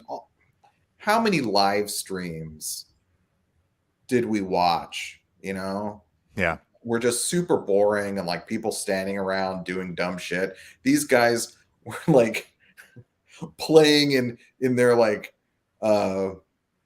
rumpus room or whatever, with like piles of beer behind them. And Budweiser. It was so funny and cool and everything. I just thought it was great. And the more I see Obituary, the more I like them. And that live energy that they have is what really puts it across for me. And then I go back to the albums and I remember that feeling of seeing them live when I listen to the records, and that makes me enjoy them even more than I did before. Oh yeah. And then you're like, yeah, he really didn't write lyrics to these songs, and it's still so fucking brutal. You alluded to the Sepultura story. It's Beneath the Remains, right? Yeah. If you want to tell that, do you want to tell that story just in case people don't know? So the deal is that, oh wait, what was it? So Obituary had they wanted what eventually became the Beneath the Remains cover to be their Cause of Death cover. Was that right? No, it was the other way around. I believe it was the other way around. Because they were both working with Burns. Yep. And Roadrunner. Yeah, and Sepultura saw this painting. Whelan? Yeah, Michael Whalen with the eye, right? With the eye. And they wanted that to be the cover of Beneath the Remains, but for some reason they were delayed, and Obituary got the cover. Beat him to the punch. And used it for them. And apparently, like, this was a beef that the Sepultura guys had against Obituary for a long time, but like the guys in Obituary probably didn't even know. Yep. It was one of those situations. But yeah, I saw one of those an interview with Andreas Kisser where he was talking about that. And that whole sort of situation. It was really so classic. Yeah. Just absolutely classic. Well, Obituary got the better end of the deal, I think, because I would better say cover art than Beneath the Remains. That's a good one too. But this didn't stop Sepultura for continuing to use Michael Whalen covers for the next 2 records after that. For the greatest, yeah. But it's a classic band, man. You know, like I mean, these guys tour a lot, but I mean, look, you never know how long they're going to be around. You know, and this is my original, and I had to show this Thann. I'm sure you'll dig this, but my original Incomplete cassette that I bought at Camelot Records. I think one of the very first death metal songs I ever heard was The Incomplete on Headbangers Ball. They played the video for that. They played right around when Headbangers Ball started showing some death metal videos. And they showed Obituary, they showed Napalm Death, The World Keeps Turning, and Carcass. I think it was already, they were playing Heartwork stuff. Heartwork, yeah. Probably Heartwork, you know. Yeah. But this video, I remember just taking me, just took me aside, man, you know, because I was just like kind of getting into thrash and stuff like that and just being amazed at the vocals on this, you know. But, you know, this tape, it still plays, still that RC classic. Yes, RC. You know, so I preserve these. I don't play them anymore because I don't want to mess the tape up. But, yeah, man, a lot of people didn't like this one. I thought this was kind of like the more doomy, like slow, just like the swamp. Mm-hmm. You know? I mean, this is the swamp, and this is kind of like the epitome of where they're from. Almost is this one. Fewer leads too. I mean, Cause of Death had all the James Murphy lead work, and then Alan West was back on The Incomplete, and he's, you know, he plays leads, but it's not. It just doesn't come across in the same way. So it is overall a darker vibe. I like them both. And I like World Demise too. Yeah. Oh yeah. Most of it. Yeah, there's good stuff on that. I mean, yeah. I'm in pain. Final thoughts. You know? Final Yeah. It's like one of those guys. Nobody sounds like, you know, Tardy. No. Yeah, they played. I didn't remember. I always thought there was just like a trifecta of videos they played on the ball.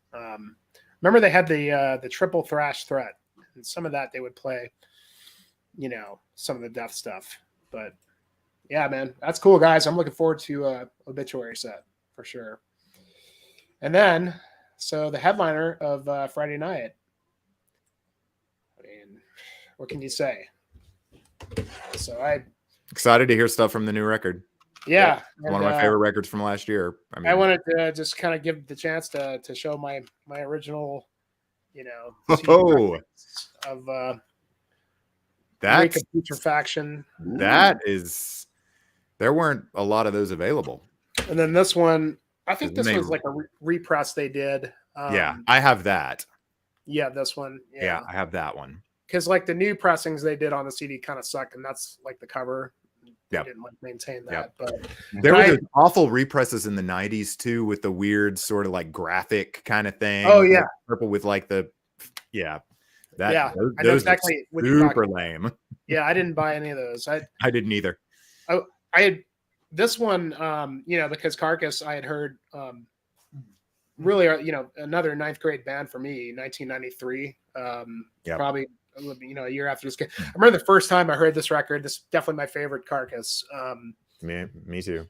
And I had to, you know, like I don't know if any of the pressings have that disgustingness on the back, but I remember seeing this at Tower Records and being like, "What the fuck is this?" And just like being blown away by like the musicality of this, the melodic prowess that they showed on this. You know, it was like this was the best balance that they ever found between the old and the new, in a sense. Does that have it? Let's see.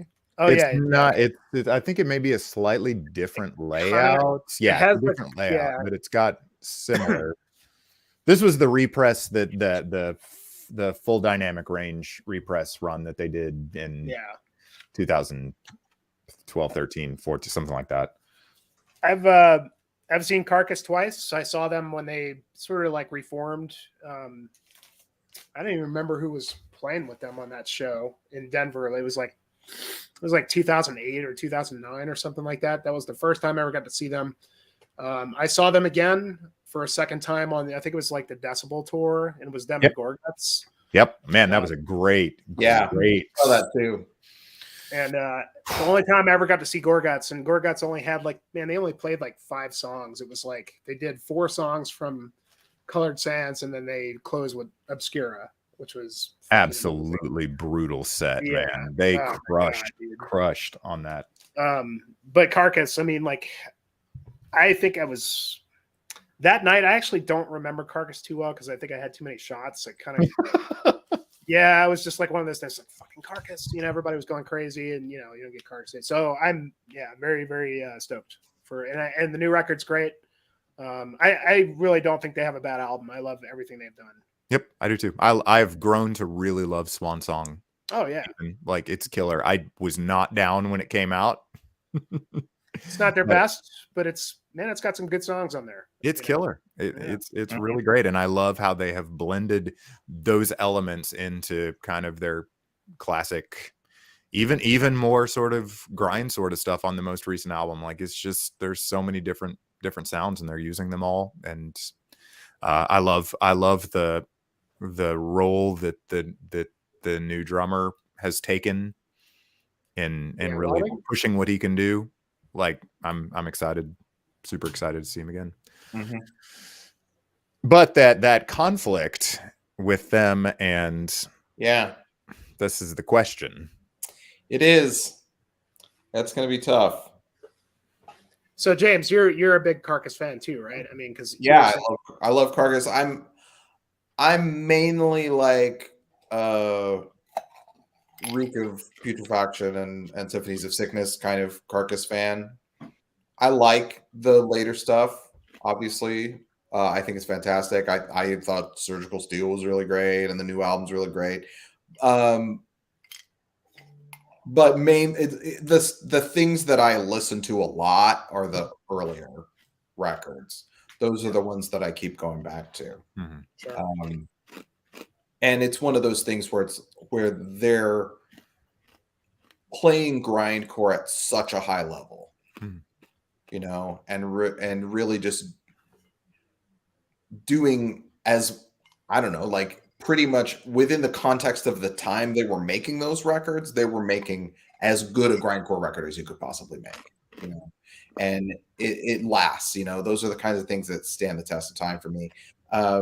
So I'm super excited about them being there. I don't know if I will actually see them because they do tour a lot, and I have seen them a couple of times. Antichrist Demon Corps just doesn't tour a lot. They don't get out here very often. Mm-hmm. And the chances of me getting to see Carcass in the next year, if I skip that set, are pretty good. Yeah. So I don't know. I don't know what I'm going to do. Well, according to the lineup, they're playing after ACXDC, but they're conflicting with Panzerfaust at the Ram's Head. They're right.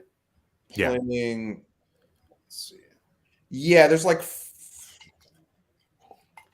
I don't know if we could really see it. They overlap. So.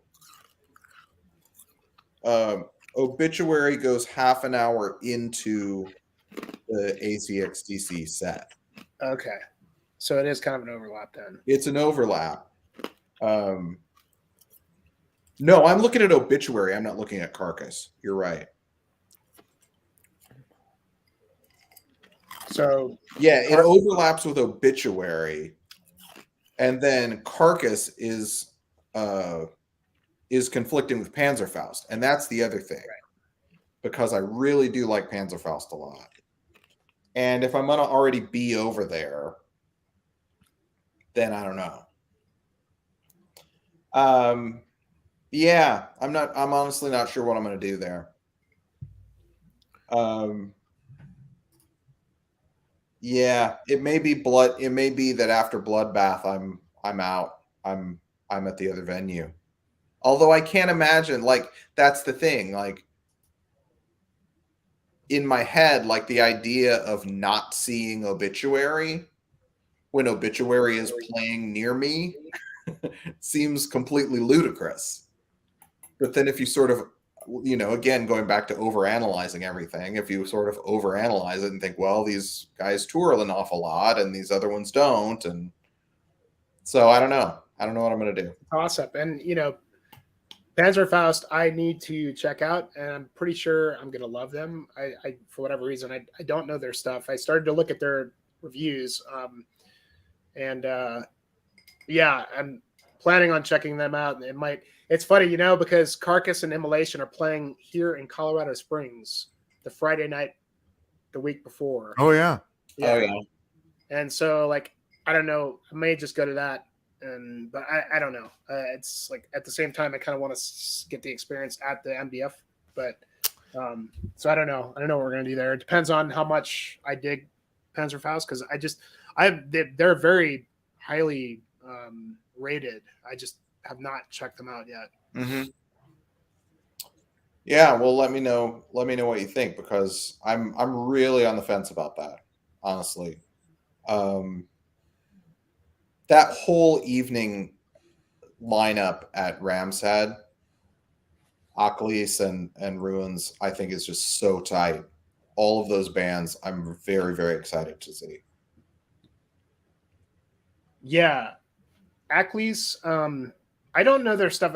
I still need, like, I know that they have a couple of guys that are in Nightbringer who I like.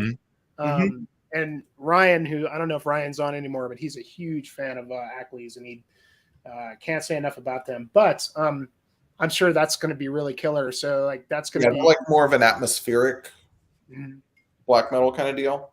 Yeah, which is kind of my thing. I mean, Yeah, I'm more of a black metal guy than anything.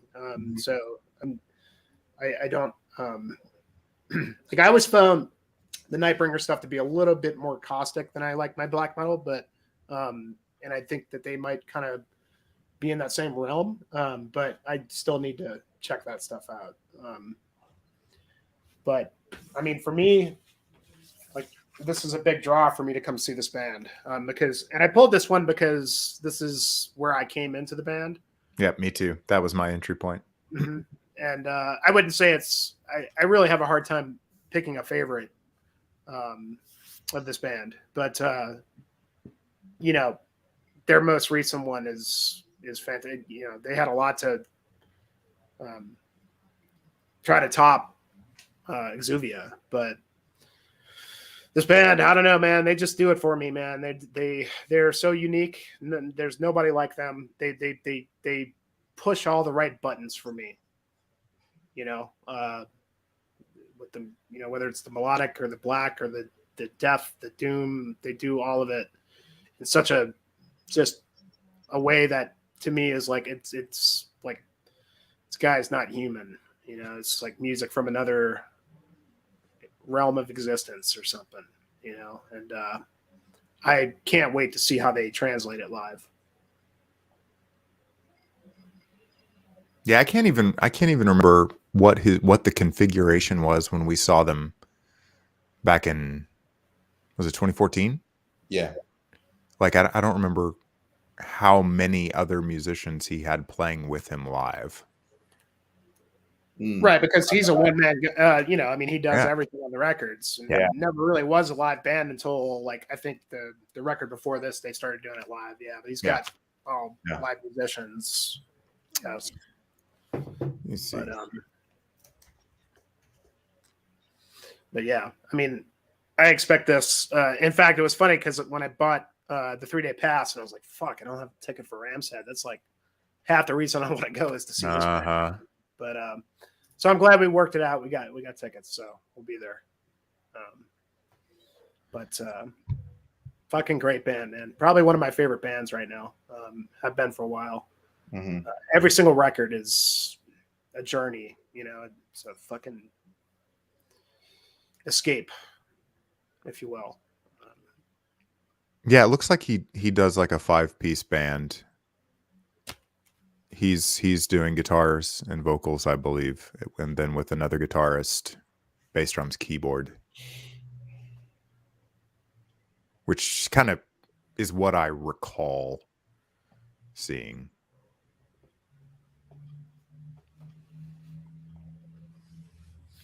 Yep.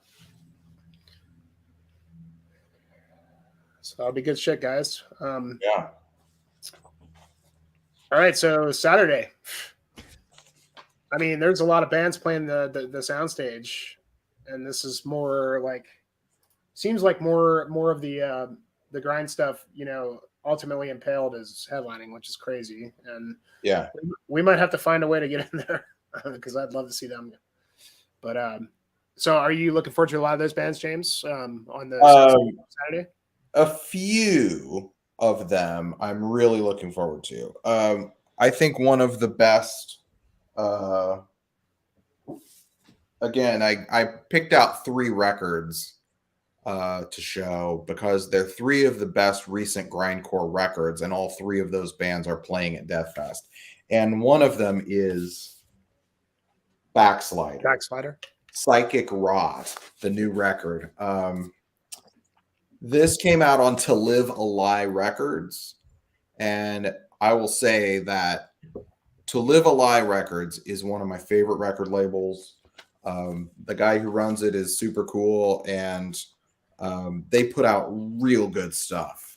Like, if you just like see what's new on that record label, they're one of those record labels where you like just you see what's new and you know that's going to be the cool shit. You know what I mean? This is the vinyl, the clear splatter, very cool. In the lineup, they are playing opposite Cerebral Rot. Now, I had tickets to see Cerebral Rot not too long ago, and one of the guys in the band got food poisoning and they had to cancel at the last minute. Plot twist, I have tickets to see Backslider on Friday. So I'm going to see Backslider this Friday so I can not see them at Maryland Deathfest because I really want to see Cerebral Rot. So sometimes you just have to buy extra tickets to things. But this album, Psychic Rot, they're gonna do this in its entirety on this show Friday because it's a record release show. I don't know if that's what they're gonna do at MDF, but I imagine that they'll play a lot of it. And this is a fantastic record, a very creative, very heavy, just all kinds of stuff happening. Couldn't recommend it highly enough. Honestly, great band. And I've been listening to them for a while, and this is the first full length of theirs that I've gotten. I have some 7 inches and EPs and different things like that that are all really good, but this is a new level. Like the musicianship and sort of the whole kind of concept of making a full album that really works as an album, I think is something that you don't, at least I don't tend to see a lot in grindcore, sort of working on that kind of large scale as far as the concept goes. And this is great. Like they're really knocking it out of the park with this. I couldn't say enough good things about it. As far as the rest of the lineup on Saturday at Soundstage, Napalm Raid I'm not super familiar with. They're kind of more like D-beat, I think. Holy Cost is a porno grind band, and I'm like not into that at all, so I have no problem skipping that. Throat is pretty good grindcore. The thing that I'm super bummed that I might miss, the thing that seems like it's going to absolutely blow everyone's brains out is Katarivik Incubator. They're a grindcore band from Finland, and they fucking rule. They're so good. And it's one of those things, like, they're on against Coroner, and like Coroner is this classic band, but also like they're not even, are they even really a band anymore? Right. You know, like, am I on a nostalgia trip, or am I seeing this band from Finland that's just gonna fucking tear the roof off the place? Like, that's my big thing on. Are we on Saturday? On Saturday, like, Yeah. what do you do, right? But I predict on the record, Katarivik Incubator is going to be one of the don't miss it sets of this festival. It's going to be a dark horse where they absolutely blow the fucking roof off the place, and people are going to be talking about it. Cool. I say I'm going on record saying that right now. And Malignant Altar, obviously fantastic band. Miasmatic Necrosis, I have seen live. They are unbelievably good. And the thing to know about Miasmatic Necrosis is that the lead singer of the band is Evan Harding, who is one of the two founders of Maryland Deathfest. And Ryan and Evan are the two guys who make this whole thing happen. An independent death metal festival like nobody's ever seen before, and this is his band, and they're great. They're unbelievably good. I got the vinyl. This is definitely a not safe for work situation with the vinyl cover. It is super gross.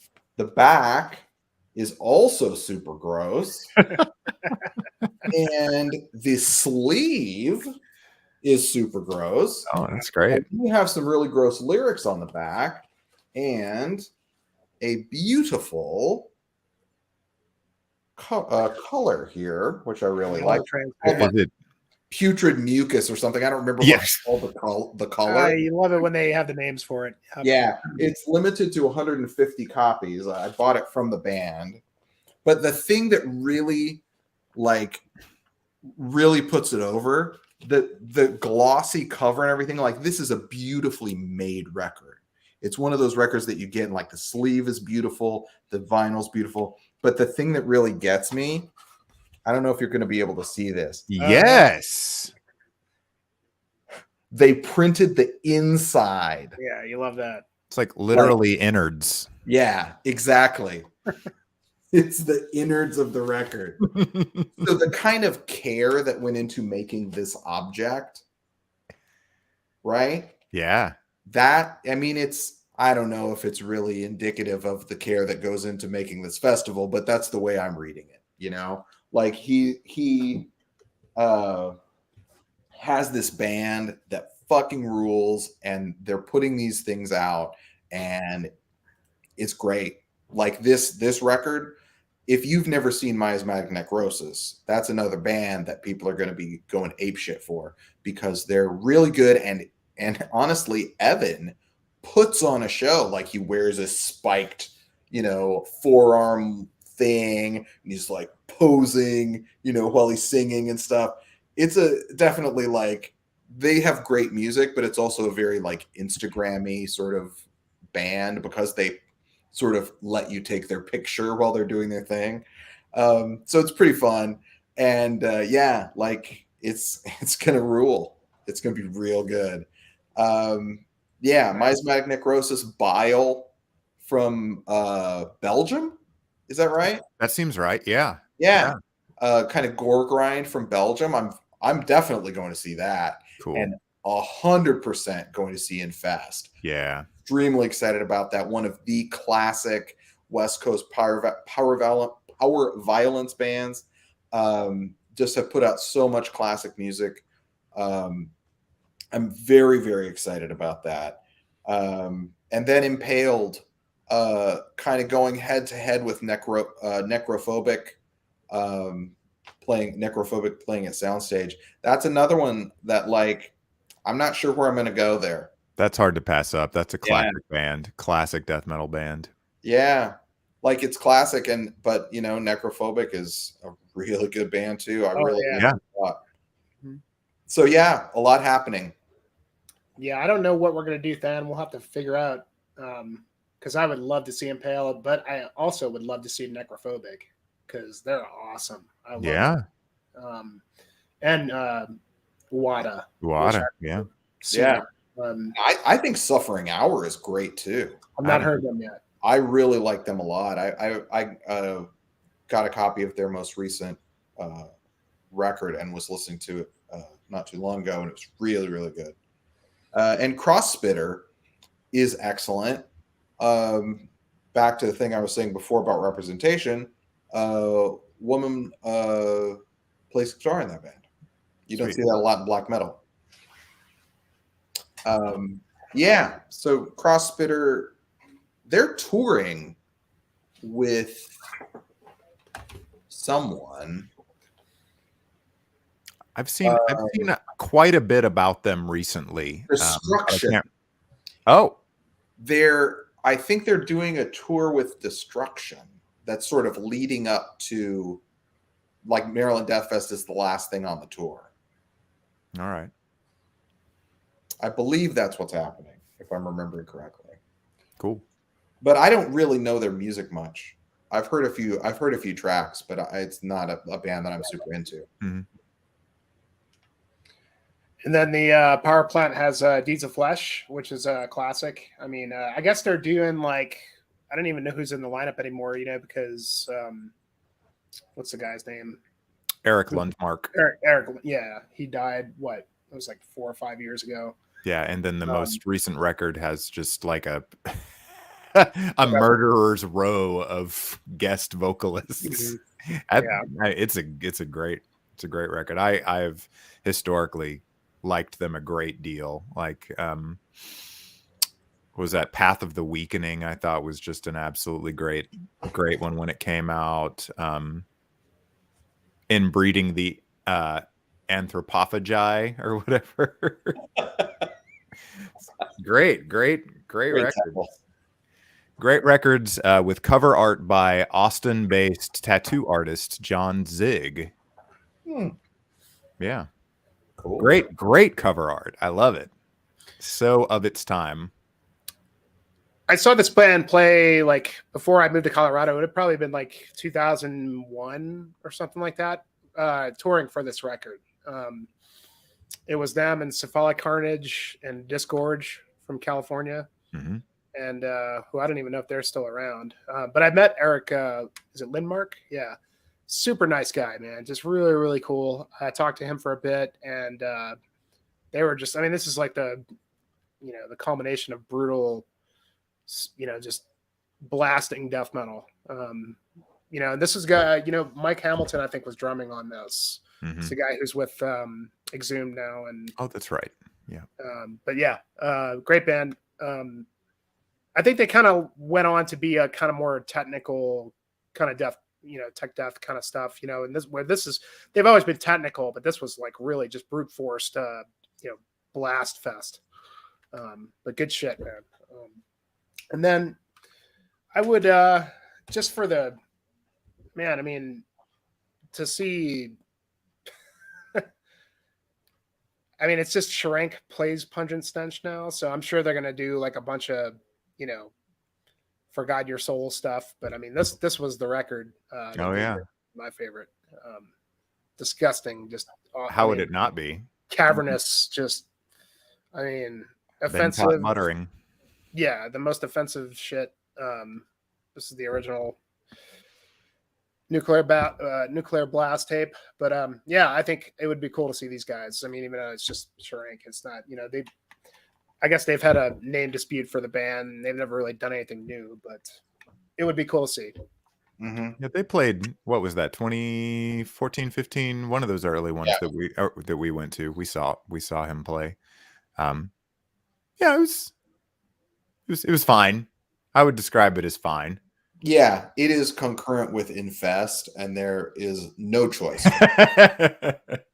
Absolutely not. I don't have the same history with that record that you do. Come, coming to it as an adult, I think is a little different. Oh, sure. But yeah, like I have no feelings about that record at all. They were fine, like Van said. Like it was not something that blew me away at all. I'm like a super Infest fan, so yeah, there's no question for me. Yeah.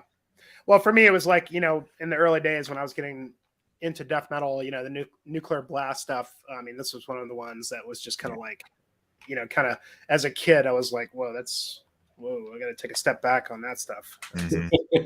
But yeah, because I definitely don't agree with anything they're saying in there. But yeah, for sure, I would take your word for that, and not to mention I would love to see Impaled. So I don't know. We'll see what happens, man. I'm down for whatever. I mean, if we can, I don't know if we can even get tickets to any of that stuff. Yeah, what's the status of the soundstage stuff? Like I haven't even checked. It's all sold out. Soundstages. Yeah, the indoor venues are all sold out, but they're constantly on this Maryland Deathfest Facebook group. There are constantly people selling tickets. Yeah. And there's some ticket service, like an official ticket service, that you can get things through peer to peer. If you look on the Facebook page, I'm sure there's information about it. But yeah, we might be able to get tickets like we did for the Friday Night Rams Head. Just email Deathfest and see if they have anything. They might say, "Oh, here you go."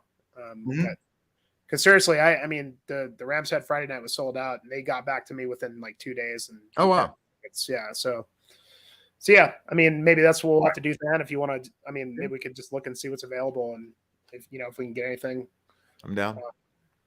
But all right, so leading on to the Edison lineup, Cardiac Arrest. I don't know these guys. This is more a thrash band, right? I think so. It's definitely got some death metal going on to it. Yeah. It's kind of, I would say, I think of it more as death metal than thrash, but it's kind of early enough that it's not, I don't know. The stuff I heard sounded like there wasn't that much of a distinction. It's not like Cannibal Corpse. It's more, it's more thrashy, but has that kind of death metal vocal kind of thing going on. Okay, got it. Yeah, I've listened to a few of their albums since they were on the bill. I downloaded a couple of albums to listen to on Apple Music, and it was it was real cool. I dug it. Sweet. Yeah. Yeah, them and they and drawn and quartered will both be kind of unexpected surprises or whatever the case may be for me. Yeah. Yeah. Yeah, I haven't listened to either band extensively. Yeah. I'm going to try and check out all these guys beforehand, but yeah. Enforced, however, is the first band today that I'm super excited about. God, that latest record is so killer. Like it's scratching that like power trip itch in a way. Yeah. I think Enforced is one of the best of the newer bands in that style that are playing in that kind of more traditional metal universe. For me, Enforced is right up there. Yep, super quick to see them. Yeah, I took your word for it, Thann, and jammed the new record a couple times. I'm not really a huge thrash guy. Like I like thrash, don't get me wrong. There's usually when it comes to thrash, like there has to be something sort of special about it to really get me, because a lot of thrash ends up kind of sounding a little bit the same to me. But Enforced definitely felt like there's an energy here that is kind of transcending all the other, because there's a lot of thrash bands doing kind of something like that, right? But this is a little different, and the songwriting is really good. Just really kept me engaged. I always find like with thrash records, like is it going to keep me engaged for like the entire album, like from start to finish? You know, because usually I'll be like into it for like 3 tracks and then it kind of like loses me a bit, you know, like because it kind of just starts to blend together. That's just me. But this definitely kind of transcended that. So I am very excited to see this band for sure. Yep. They're definitely not a retro thrash act. No, they're not just way, redoing shape, it. or form. Yeah. Yeah. Like I don't know. It's just catchy. It's, you know, it does what I want thrash to do, you know? So I've only listened to that new one so far. What is it called? Kill Grid. Yeah. Yeah. I mean, I need there to be really, really compelling tempo shifts. And if it's not doing that in thrash, then I'm not interested, because as far as I'm concerned, like that is thrash. It's like inciting mosh pits. Yeah. And like if those relationships between tempos of different parts don't like totally hit, and this band absolutely does that, and but doesn't come off feeling like a scene band. I mean, that's kind of the thing. Like it's it hits all the right, it ticks all the right boxes, because I am an unabashed thrash person. Like I like absolutely.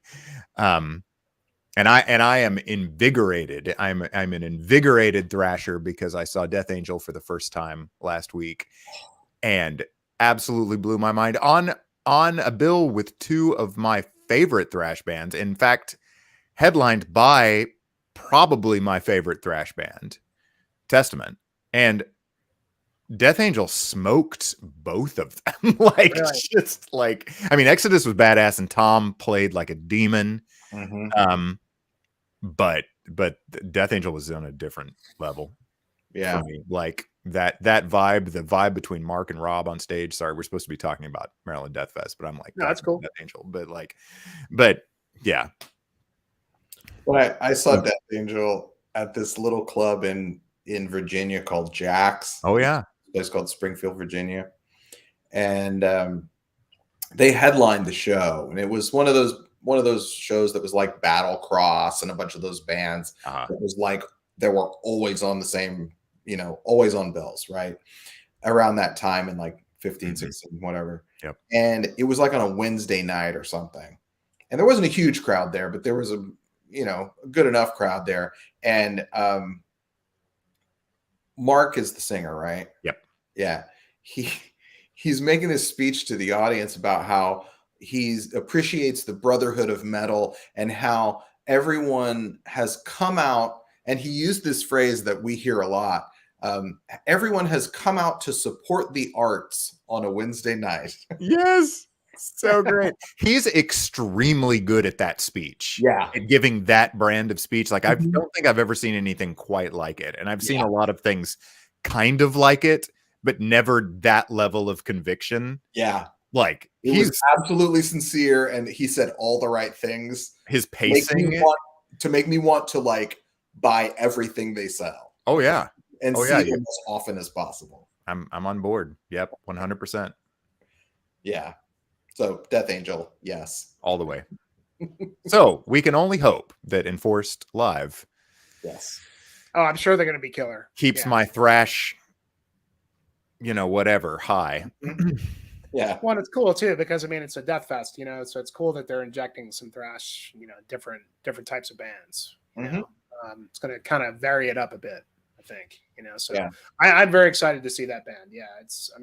Because like I said, like when it comes to thrash, I don't want to go too far off, but Testament, for example, you said, like to me, that's like, they're a band that has a little bit more than thrash. Like there's some melodic stuff and there's different kinds of songwriting, it comes down to the songwriting, I guess, you know what I mean? Cause like if it becomes derivative, then it doesn't, at least for me, I mean, like I don't want to take anything away from people that love all that shit, but Enforced definitely felt like they stood out a little bit, and yeah, for sure. All right. You guys are stoked about Cerebral Rot. I'm totally stoked for this band. Yeah. I'm excited to see them live. I don't love their records as much as most people do. But I'm excited to see them live, and I'm very open to having my mind changed. Yeah, you know, for me, Very like diplomatic. I thought like the first record was good, but it just like I kind of got what they were going for, but it didn't. And a lot of people love that first one. For me, it kind of felt like it was good when it starts, but it, you know, by the middle to the end of it, I started to get kind of bored with it. I guess I didn't feel like they really had it worked out yet. I think they really worked it out on this one. This album is catchy. It's fun. It's well written. It's disgusting. I love the cover. It's one of the very finest of the Portland scene right now, I think, because a lot of Portland bands are doing this kind of thing. But I don't know, man. It just everything about this. The production is great. The drumming. I felt like the drums kind of suffered a little bit on the first one. You know, this kind of weird pressing, kind of cool. But man, did they figure it out on this one? And just from start to finish, every single song is just it's. This is kind of what I want out of this kind of stuff. It's memorable, you know. It's engaging from start to finish, and you know, going back to the drumming, God, just the drum roll. It's like it sounds like it's in a cave or something. It's huge reverb that works for the band, and interesting vocals that are different and really suits, you know, sort of cavernous, nasty, like just swamp-ridden death metal that these guys are going for. And I'm really excited to see these guys. Yeah, I concur. Definitely. I agree with everything you said. And yeah, I think they're one of the more interesting bands that are kind of coming up in this style. This, like you said, the new record sounds fantastic. I think it is a step forward for the band. And that's one of the things that really attracts me to a band, is that their next record is better than their last record. You know, that's one of a band that comes out with a great record and then falls off. Got no use for it. I have no time for that shit. If you're not working at it and getting better as a band, I don't care. That's what I want to see. And this is Cerebral Rot, I think, is one of those bands that's working at it and getting better and progressing and going forward. And I'm for it. I'm there for the ride, you know? So I'm looking forward to this set, definitely. Yeah, you could really tell they got better on this. I mean, like, again, they were good on the first one. It just, man, they really got good on this. Yeah. They really, especially the songwriting. Again, you know, I mean, you know, anybody can, you know, any of these death metal bands. I mean, there's a billion bands doing this, you know, but the way you stand out is you write good songs, you know, good, catchy, you know, because they're not, you know, doing anything technical or anything like that. It's a vibe to it, and it just really works in their favor. And there's a lot of interesting riffs and just kind of melodic things that they do, like this sort of dissonant melodic. I don't know. Vile Yoke of Contagion. I hope they do that one. God. Great title. Fuck. Undisputable. And that song, Bowels of Decrepitude. That song is, God, it just rips my face off. It's so good. It's just, yeah, great band, man. Yeah.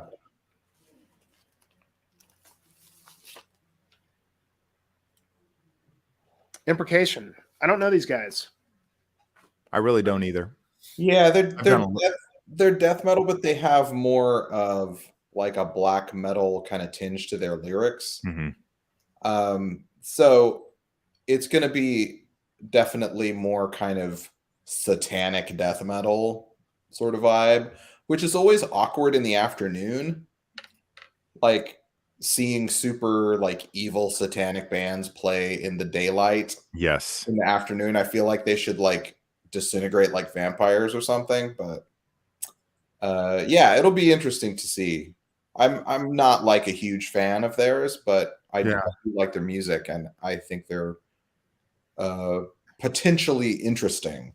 And that whole sort of blackened death metal thing is something that I like just in general. Yeah. They're Yeah. from Houston. I didn't realize they were from Houston, and they're a Dark Descent band. So, yeah, interesting. We shall see. Yeah. Let's see. Real quick. Got rocked in the Enforced Pit when they opened up for Exhumed. Should be less Karate Kids in it. I'm sure there's going to be, I don't know. Well, they'll be Kind of the more of a hardcore thing, right? I don't know. They'll be the chicken guy, hopefully. Yeah, hopefully one of these stalwart members of the MDF audience. He moved. What? Yeah, he moved. He used to live in DC, but he moved somewhere else, like maybe Philadelphia even. Oh, I haven't seen him in any shows here. Yeah, he moved to a different town. I'm not sure. I don't know the guy personally. I just heard this, through the metal grapevine, as you do. But yeah, he may or may not be there. I don't know.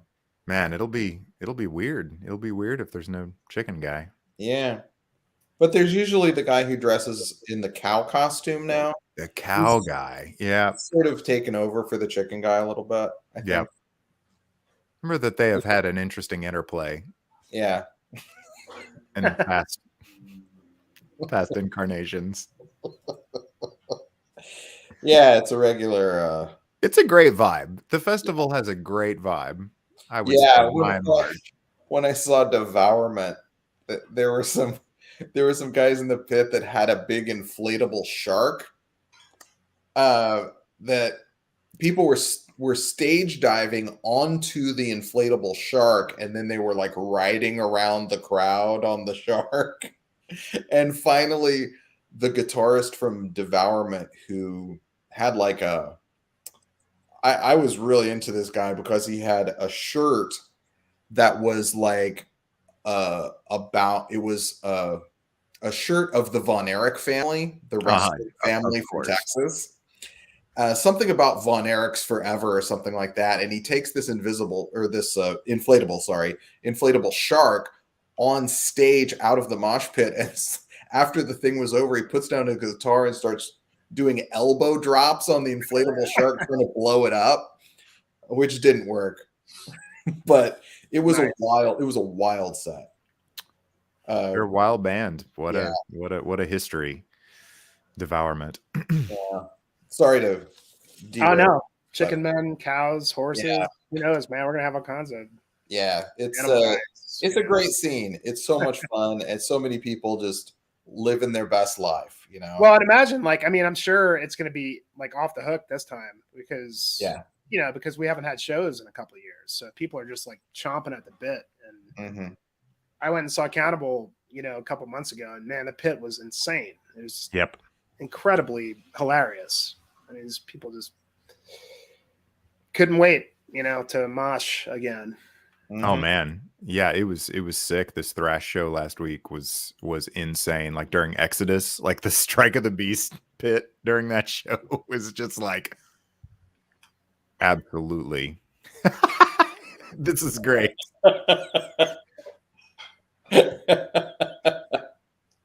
Not just swamp ass, but 10-day-old swamp ass. Wow. This is a new level. That's rough. You don't want to see the inside of that suit. Oh my god. Yeah, for sure. Man.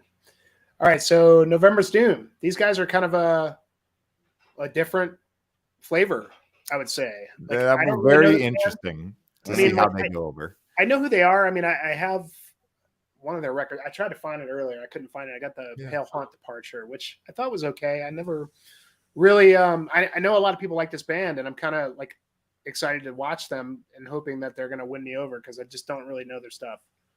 They're a Chicago band, right? I think so. Yeah, we've seen them play at an earlier Deathfest. That's the only time I've ever seen them. Holy shit, we did see them. Yeah. Yeah. I've never been able. There's something about the quality of the dude's melodic vocals that really don't do it for me. Yeah.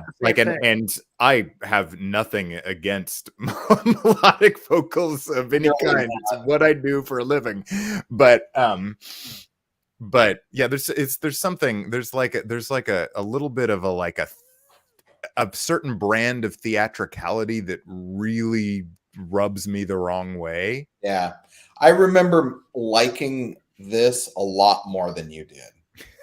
It was a little confusing too, because I think it was the same year that October Tide played That seems right. as well. So it was like a little confusing because it was like, you know, where's like December's Rainbow or whatever. Like, you know, the whole thing was like, which band are we going to see? And they were both kind of more mellow than the other bands around them.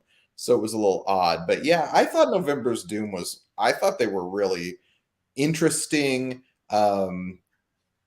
musically, especially after this early in the day. I'm not sure it'll work the same way. Yeah. But when we saw them before, they were a little later on, and we'd heard a lot of death, thrash, death.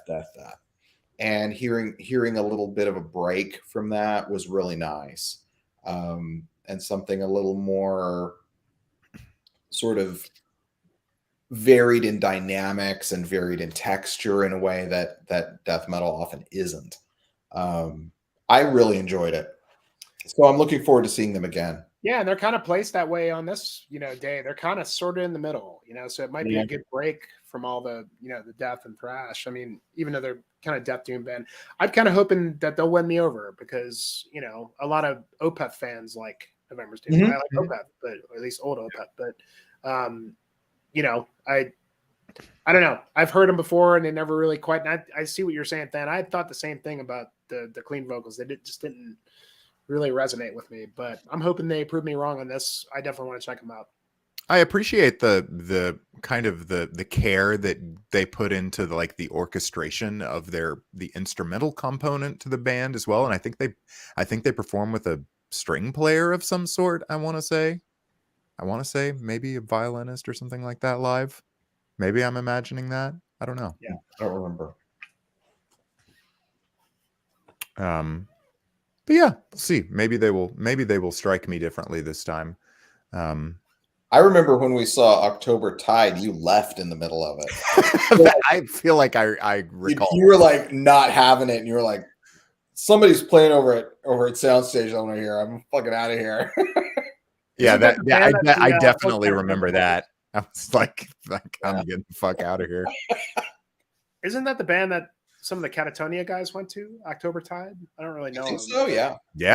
Mm-hmm. No good? Yeah, there were known quantities in that band. Yeah. I was super into it, and Thann was not having it at all. He was not interested. Yeah. Jeff, if that's what they are, I should love them, but I don't know. I mean, maybe I just haven't listened to enough of their stuff. I mean, we'll see. Onslaught next. I mean, this is thrash, man. Yeah. Pure thrash. This is really the only thing I have by them, I think. It's just live stuff. I mean, I don't know. What do you guys think? I mean, to me, this kind of felt sort of generic kind of thrash to me. I don't know. They're a thrash band that I don't know at all, really. I've known about them for ages. Mm-hmm. They're kind of like Artillery in that way. Like they're one of those bands that have been around since, Onslaught's been around since the 80s, right? Yeah. But I haven't really had an entry point. They're not really I don't really associate them with other bands that I do like. So I haven't found my way in. So I'm going to actually do very little research at all before seeing them and just go in cold and see how I like the vibe. And maybe it'll be another Exhumer sort of situation. Yeah, I've listened to a couple of their early albums, and it's very much the kind of thing, I don't know if this makes sense, but the kind of thing I call C major scale thrash metal. It's just very standard. Yeah. This is what if you wanted to look up thrash in a dictionary and you opened the dictionary and it played an Onslaught album, you'd know what thrash is. Mm-hmm. you know? Kind of Yeah. meat and potatoes kind of thing. Yeah, but that's fine. More power to them. It's just not something I'm super excited about. Mhm. Yeah. I'll probably be excited about it in that moment. And I'm looking forward to it for that reason. And it's going to be a good kind of kick it into a different gear, after Yeah. November's Doom. Get ready for Cancer, which I'm fucking psyched about. Yeah. And we've seen them before at Deathfest. Let's talk about Cancer. I mean, I don't have any of their stuff. Of course, I know who they are. The only record I'm familiar with is the one Murphy's on. Oh yeah. Death Shall Rise. Is that it? You'd have to look it up. I don't know Cancer that well. That's the only one I know. I always thought this was good stuff, but it never, to me, it kind of never really, captured me as much as the other bands that were coming around the time. And I went and listened to this a couple days ago. It's pretty good. I mean, really great solos. Of course, it's Murphy. Mhm. This is it. Cool. Death Shall Rise. Oh, okay. Yeah, this is the only one I know, and I know that they're pretty well known to the gory end as well. Yeah, that's the one I've listened to more. Cover art right there. That's the one I've listened to more too. And I didn't know them at all until before we saw them at Deathfest a number of years ago, and was very impressed by what they did, Mhm. and ended up getting Gory End and maybe one other one that I listened to relatively often. Well, they got a bunch of records. Recently. The last one is 2018. Looks like they were around till 1995, in which they put out Black Faith, which this looks like might have been a mistake. Look at that. Yeah, it's not great. And then they disbanded until 2004 and came out with a couple of new full lengths, 2005, and then wow. There's a lot of gaps in this band. A lot of gaps. There's 95, then there's 2005, then there's 2018 on the last full length, Shadow Gripped, which I haven't heard any of this. It's out on Peaceful, and maybe it's really good.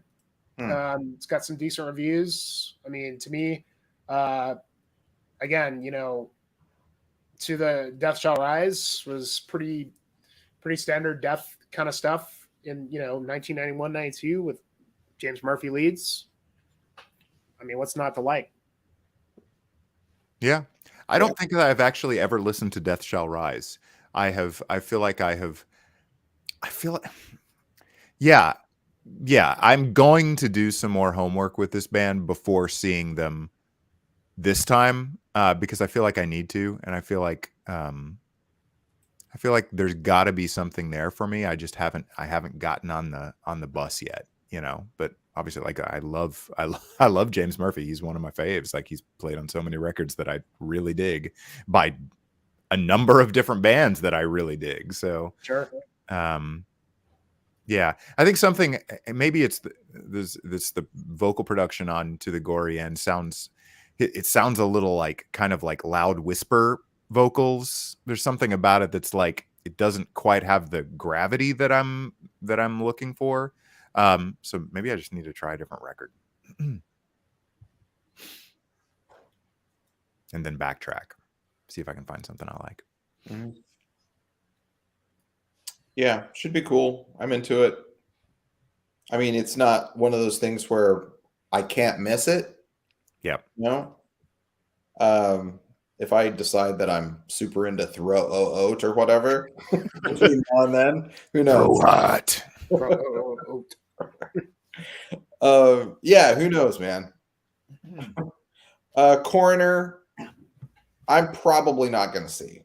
Nope, because you got your shit. You got Cadaveric Incubator. Yeah. I don't own any Coroner stuff. I know Rest in Peace. That's really the only album I know. And I know I'm going to really do some research on Coroner. Because I'm always hearing how great they are. A lot of other tubers that really go crazy on Coroner. And to me, like this is the type of thrash band that kind of stands out, that has some different stuff and really, kind of technical thrash in a way. That's old, really old stuff. I'm very excited to see this band. I am too. And they're not probably, I don't know. I guess somebody dug them out the grave, and they're going to come play a show. And I don't know. Who knows after this? But I think I definitely need to go back and check out some of the other records, because Rest in Peace was R.I.P. was really, really awesome. I listened to it the other day, and it's, I mean, just like these guys were doing stuff that, I mean, on the guitar was, I mean, really fucking ripping, soloing, and just really wild thrash metal, you know. As far as a like a power trio format thrash band is concerned, like I love this band. And I mean, you know, you said you know, who knows, I mean, they haven't been doing anything, so who knows what state they're going to be in, you know, when we see them play. But I mean, just on the merits of their output, I you know, Punishment for Decadence, No More Color, and Mental Vortex, those 3 albums are, as far as technical thrash albums are concerned, like it doesn't get much better, like, as far as I'm concerned. And that's like that's my wheelhouse. Yeah, so I'm super intrigued. These dudes are phenomenal musicians. I'm assuming it's the three dudes that are in this band that we're gonna see. It's the two front guys and a different drummer. It's a different drummer. Okay. Yeah. Mm-hmm. Well, I mean, the guitar and bass playing, like, they're so independent and so interesting, and like, it's just absolute shredding all the time. Yeah, this is another tune that I tried to pick up the tune. What is it? Arclight. I think I was working on guitar. It's like absolutely insane playing. Yeah, I'm stoked. Can't wait.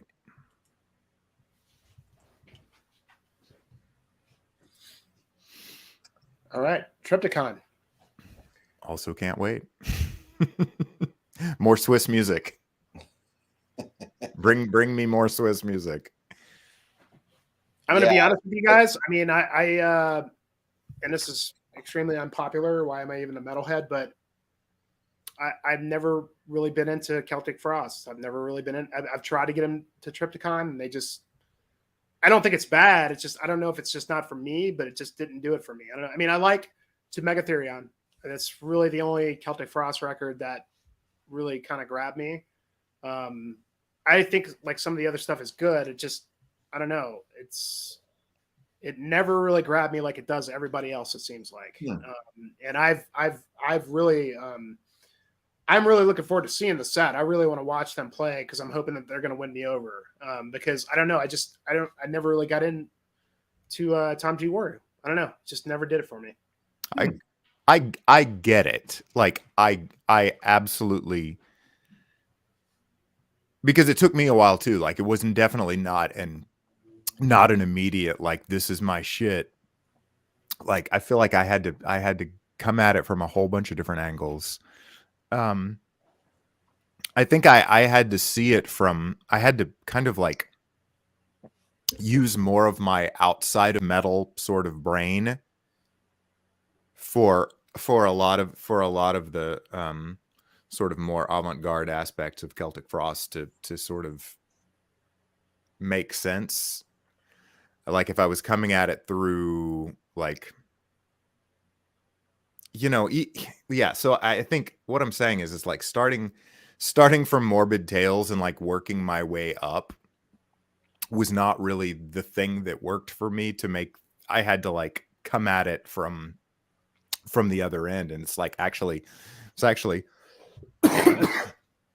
getting into Triptychon that helped me sort of kind of work my way backwards and get the Celtic Frost stuff a little bit more.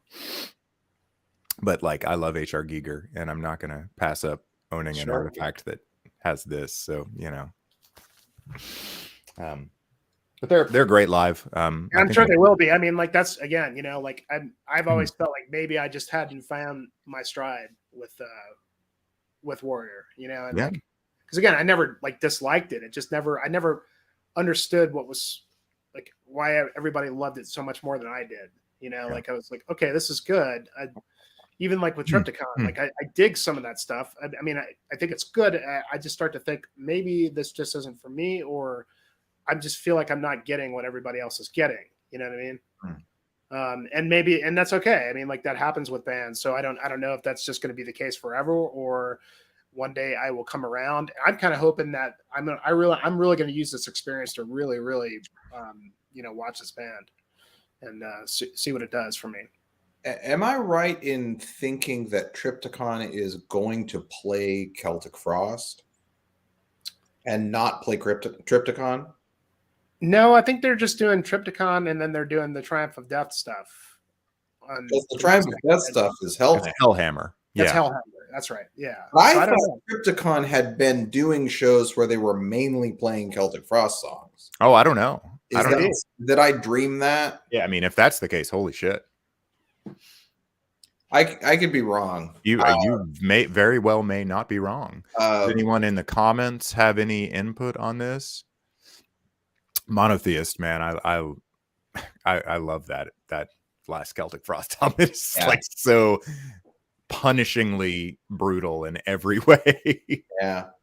Now, was that a grower, or was it like instantly for you?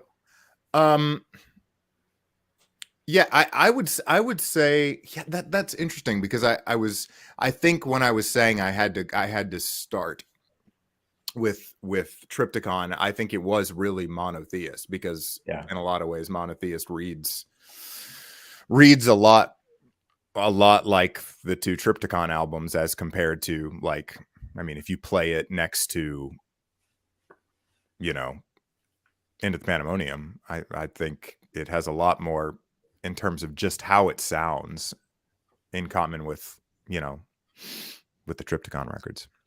Mm-hmm. Well, I will say with Celtic Frost, I like Triptychon a lot, because it has that kind of doom element in it that has always just been really attractive for me, just sort of the whole vibe of it. But the reason I like Celtic Frost so much is Morbid Tales. Yeah. You were saying, like, sort of working from the beginning and going chronologically didn't really work.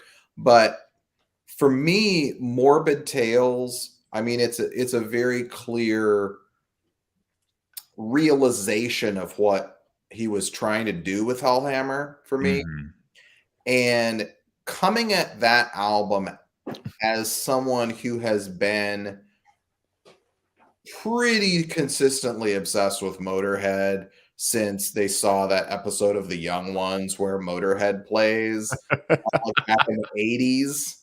I saw that too. And just thought, like, for me, all bands, to a certain extent, not all bands, but all rock and roll bands, are measured according to the scale of sucks to Motorhead. Like those are the extremes of the scale, right?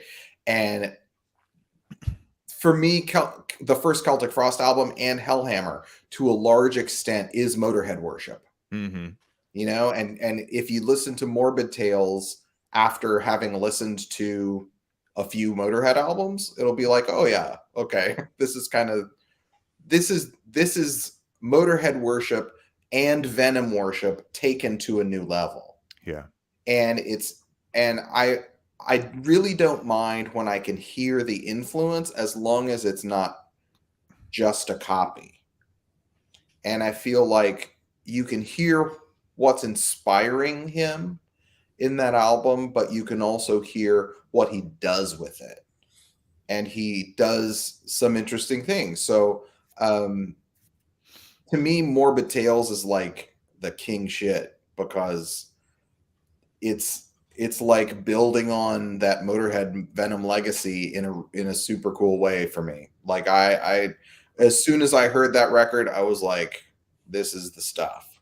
And also Hellhammer, like, I was not into like lo-fi, black metal demo tapes and stuff. And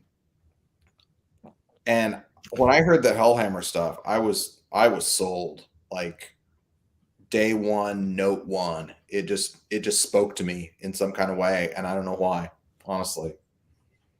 That's awesome. Yeah, that in particular, and then I feel like To Megatherion is sort of like a different direction altogether. Mm-hmm.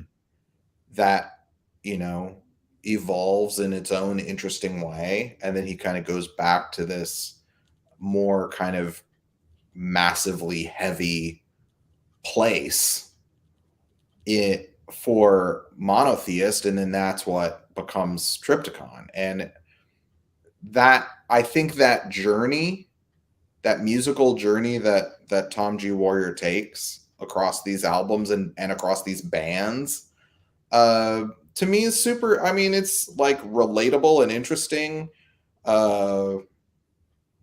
musically and just sort of narratively. Honestly, I think it's super cool. Like I'm very into it.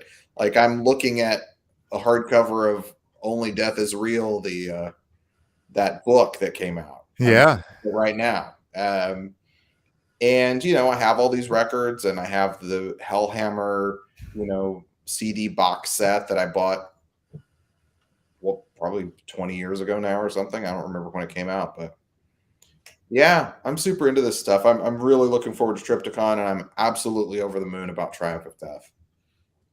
Well, his trajectory is definitely like the definition of progressive music, like in terms of just constantly moving, constantly changing, constantly doing something different. And that, for me, I think another thing that was extremely helpful in sort of finding my way to appreciation was sort of tracing the influence as well.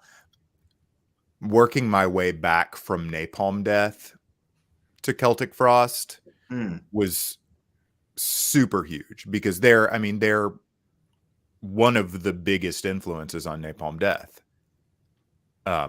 Those Celtic Frost riffs. Yeah. And to the extent that they refer to them as the Celtic Frost riff in such and such song. Yeah. Like, it's totally, and Napalm Death has always been an incredibly immediate band for me. It was always just like, yes, I get it. I understand. Like, I'm with them, whatever the hell they do. Yeah. And there's so much of that in there. There's so much Celtic Frost and Napalm Death. Yeah. Like, so much. Especially early Celtic Frost, like first two records. Yeah. And when I heard Celtic Frost, I had never listened to black metal before. At all. I didn't know the genre in any way, shape, or form. And so that may have also been an influence, like a different direction coming at it maybe than what you were, Jimmy. Because I didn't hear Celtic Frost until kind of the later 90s, because I heard the song Celtic Frosted Flakes by Stormtroopers of Death and was like, oh, what's this about? And like went and found Morbid Tales and was like, holy fuck, this is incredible. Like, it really worked that way for me. I had not been exposed to that music at all. And I was like, I loved, Stormtroopers of Death and Anthrax and all that shit. Like, that was my stuff back then. Like in the 80s, I was 100% like Anthrax. That was my band. Oh, yeah. But, sure. Yeah. And hearing that song, whatever happened to Celtic Frost. And I was like, what did ever happen to Celtic Frost? I didn't know anything about it. So I looked it up. Yeah. Well, yeah.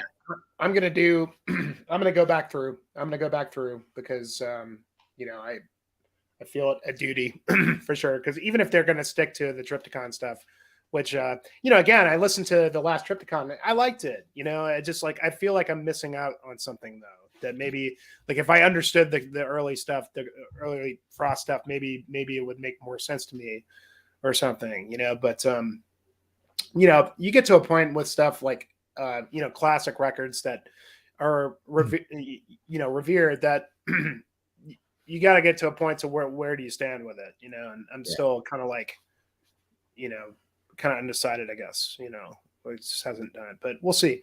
But I really appreciate your guys' comments on that, because I knew you guys were big Frost stuff, So I'm excited to see Triptychon and especially Triumph of Death, because I do like some of the Hellhammer stuff, and I am a big black metal fan, even though like I've never really seen Celtic Frost as a black metal band, even though there was kind of some roots there. But it's always interesting when you I don't know if you guys ever have bands that like you like a lot of bands that are influenced by this band, but this band you never really got into. And my biggest example of that is Neurosis. Now don't get me wrong, I like Neurosis. I like so many bands that are influenced by those guys, and it's just never clicked for me. I don't know. Like there's like two records that I do like, and I've seen them live like 3 or 4 times, and people will tell you that, seeing Neurosis live is an experience, that it's not just a live show. This is a really truly immersive, thing. And I felt that way, like watching them, but I couldn't help but feel like I just wasn't getting what everybody else was getting, but it's always interesting when those kind of things happen, but, so we'll see, but, let's move on. Obviously we don't really have to say a whole lot about this, cause we're all going to look forward to this. I mean, there's no question. For me, I've never got to see Sepultura with the Cavaleras, so it's kind of a homecoming for me. And this record, and of course, Arise. Here's my original CD. I don't even have this on vinyl, but my original CD, my favorite records of all time for sure. I mean, come on. I'm sure they're going to do a whole bunch of this and a whole bunch of it Beneath. And I really hope they do Altered State. And I don't know. I could be happy if they did this whole record, really. But yeah, Arise. I mean, it's tough for me between Arise and Beneath the Remains. There's something about the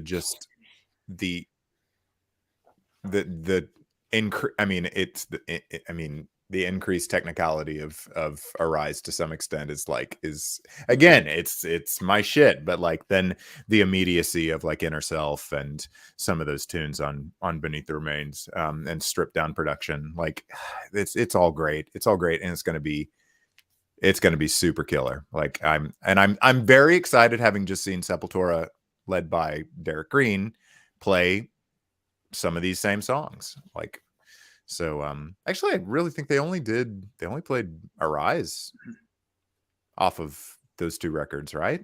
I don't think they played anything off Beneath the Remains. I don't think they did. They didn't play Beneath the Remains, and they didn't play Inner Self, and and they weren't going to go deeper into that record, considering that they were largely playing more recent stuff. But still, it would be cool to compare and contrast. Mm-hmm. Absolutely. And I thought that, just for the record, I was super into new Sepultura. Absolutely. A new Sepultura album is absolutely phenomenal. The last 2 have been yes, incredible. Machine Messiah and Quadra Mm-hmm. were both excellent records.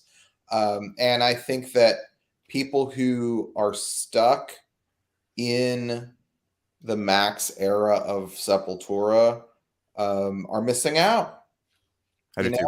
It's too bad, because there's a lot of great music happening with this band. And you can't live in the past all the time. I mean, you can, people do it all the time, but it's a shame, honestly. And it's great to see these Cavalera Conspiracy sort of throwback concerts and these sets like we're going to see with Beneath and Arise. Thann and I went to see the Roots tour. Did you see that, Jimmy? I know the only time I got to see Sepultura was with Derek Green, which would have been probably before Machine Messiah, and they were great. I mean, they did. I was kind of there more for the opening bands, because there was a bunch of, I don't remember. It was like Belphegor, Hate, and Neuraxis, I think, and it was a big kind of tour, and I wanted to see him, of course, but I guess like it's interesting what you're saying, James, because like I still kind of need to go back to Quadra and Machine Messiah, because like I guess like a lot of the fans that like kind of missed out was because maybe those early Dark Green records weren't that good, you know, and Oh, like, sure. and maybe like like I kind of got to a point that maybe I kind of just like wasn't interested anymore because I didn't think they were going to. It wasn't that like I thought like they weren't going to do anything good. I just kind of moved on, and I'm kind of realizing that, man, I really kind of need to go back to those because when I saw them play live, they were awesome. You know? Yeah. So The drummer that they have right now, Eloy drummer. Casagrande is Incredible. unbelievable. Like he's one of the hardest hitters I've ever seen in terms of like fast drummers. Like it's something else. Yeah.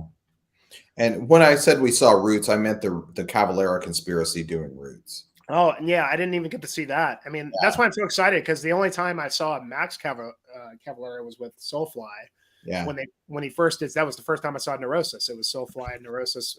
He had just released the first Soulfly record, which I was into. I was into that first Soulfly record, and then I kind of went into the sort of the new metal thing, and I kind of dropped off after that. But I've never seen Igor play live, so that's really why I'm stoked. You know. Yeah. He was all, I mean, like he was the guy that made me want to play drums. You know, I remember seeing the video for Desperate Cry and just being like, God, you know, that was for me like the biggest drum influence. I don't play drums anymore, but when I did, he was the guy, you know. Oh yeah, love him. You will not be disappointed, I am sure. Mm-hmm. Desperate Cry would be great to hear. For sure. Would be really great to Anything hear. on that record. That, and yeah, I can't wait to see what they do from Beneath the Remains. I mean, really, they could just do both albums back to back, and I'd be happy. But you and a lot of other people. Yeah. So then the maybe the big one, the real big one. For me, this is probably one of the big reasons why I'm coming. You know, because Dismember is like, I don't know, you know, for me, like this is one of the most. Wow, you got a CD copy of that? Yeah. Holy shit. Yeah. They need to repress. I got my cassette tape still, but it's probably the best record they did. But well, really, I don't know. It's hard to pick. But for me, like Dismember, when it comes to Swedish death metal, you guys were talking about how you get to see Unleashed, which I wish they were on this bill as well. But I mean, in terms of like all the original Swedish death metal bands, you know, a lot of people say that like they have a hard time picking between this and Left Hand Path, which are, you know, it's very hard pick. For me, it's not. I mean, unabashedly, this is the record for me. The quintessential Swedish death metal record is Like an Ever Flowing Stream, and I wonder, like, are they actually going to really like get back together and do a new record? And unlike a lot of the bands in those days, like they always stuck to what they did. They didn't go off and do the sort of death and roll thing. Maybe they kind of did a little bit on Massive Killing Capacity, where there was a little bit more kind of stripped down kind of stuff, but they always really kind of stuck to their guns with what they do, you know. And maybe those later records weren't really as great and influential, but they're still good. And they, you know, when I think of the Stockholm sound, I think of this album. And there was just something special about this band for me as a kid. You know, they've been with me since 9th grade, and you know, coming full circle at this point to see them headline the Maryland Deathfest with the original lineup to boot. You know, because Cabeza and Blomqvist have not been in the band for many years. Yep. That's even, I mean, just seals the deal for me. And I think they're going to do a classic set of probably the first 3 records. You know, they'll probably do a couple from, you know, some of the later ones, but and again, you know, some of those later ones weren't as good. They're still solid, but yeah, for me, guys, this is a big draw, and I'm super, super excited to see Dismember. Mm-hmm. I thought the set was that front to back. The record? Or yeah. Maybe it is. I'd be perfectly fine with that. That Was my understanding that their set was going to be that record front to back. Well, like there it is. Yeah. I mean, they would do a disservice if they didn't do a couple tracks from this, because this record, I don't know, I have a hard time picking between, and this sadly needs a vinyl repressing, because it has not been anything. I don't even know what that CD you have, Thann, because like you can't find any of that shit anywhere. I mean, their whole catalog really needs a repress, and Yep. I'm sure it's coming. But yeah, I wonder who has the rights. I mean, it's all Nuclear Blast released it originally. They've been doing like repressings of like, you know, they're doing Macabre's whole discography. They did, what else did they've done a few. Where's like, Dismember and Hypocrisy though? I'm like, come on, like what are you waiting for? Like those are the two that I'm like, that's this whole thing. Give us a bunch of color vinyl options, and I mean, I'll be happy if they do like an ever-flowing stream from start to finish, but they'll be doing a disservice if they don't. I'm sure they're going to close with Dreaming in Red. I mean, and maybe do like a couple from this one, because it just, I mean, this band, God, you know, I mean, when you talk about like punk rock, death metal, or whatever, you know, with melodic tendencies, I mean, fuck, dude. Even down to the vocals and down to everything, it's so raw, just unhinged, you know, and they've continued to be since the beginning. And I can't say enough. And as soon as I saw their logo as like one of the headliners, if there wasn't anything else that would have drawn me into this, you know, goddamn guys, you know. Oh yeah, yeah. For me, yeah, right there with you.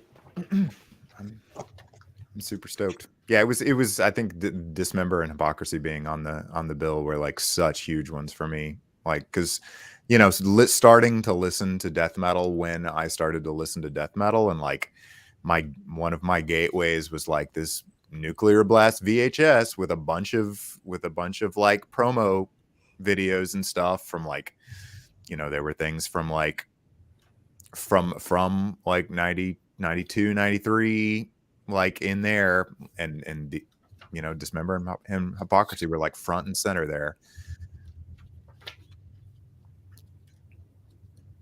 It's gonna be killer.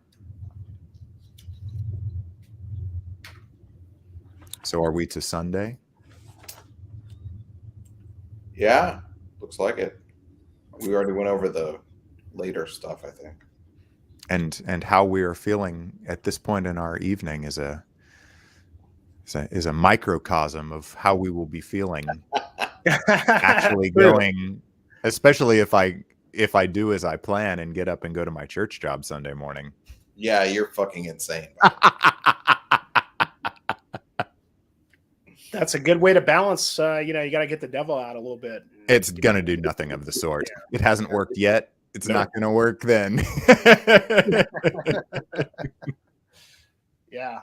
I just want to shout out a couple of bands on the soundstage on Sunday. Sure. I don't want to go through the whole thing because it's getting pretty late, but there were two grindcore bands coming from France. One is called Whores Nation. Very nice. Very nice. Similarly polite group of young boys called Warfuck. These two bands, I believe, are also going to be killer sets. They're doing a little short tour, I think before or after Deathfest, around kind of mid-Atlantic, East Coast. So there may be a chance to see them not at Deathfest, but these two bands in particular are fantastic.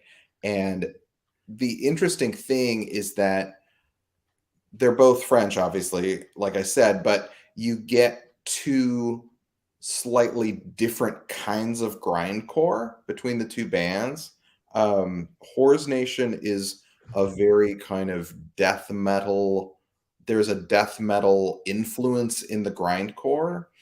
It comes out of stylistically out of death metal. And with Warfuck, you get grindcore that is much more rooted in kind of D-beat and also some black metal influence. So you get two very different takes on grindcore coming from, geographically at least, the same place, and they must be friends or something because they planned a whole tour together around these performances at Maryland Deathfest. So those two bands are another one to look out for because of the diversity of style within how they're approaching grindcore in that sort of French way, but two different methods to their madness, and both extremely good bands worth checking out. Cool. Yeah. The other one I would say is Antichrist Siege Machine. They're from Richmond, Virginia. Black and death metal. Excellent. They put out a real good record pretty recently. You should check out.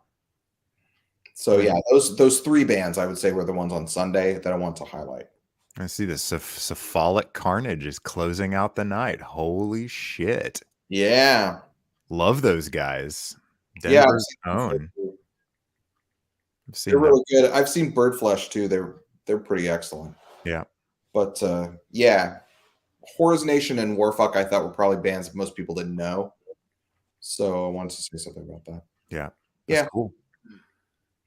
Yeah, and we'll check them out. The cool thing about Cephalic playing too is Danny Walker is playing drums for them. No way. Yeah, if you know those, that dude used to play in Intronaut, a few other bands. Yeah, I didn't realize. Great drummer.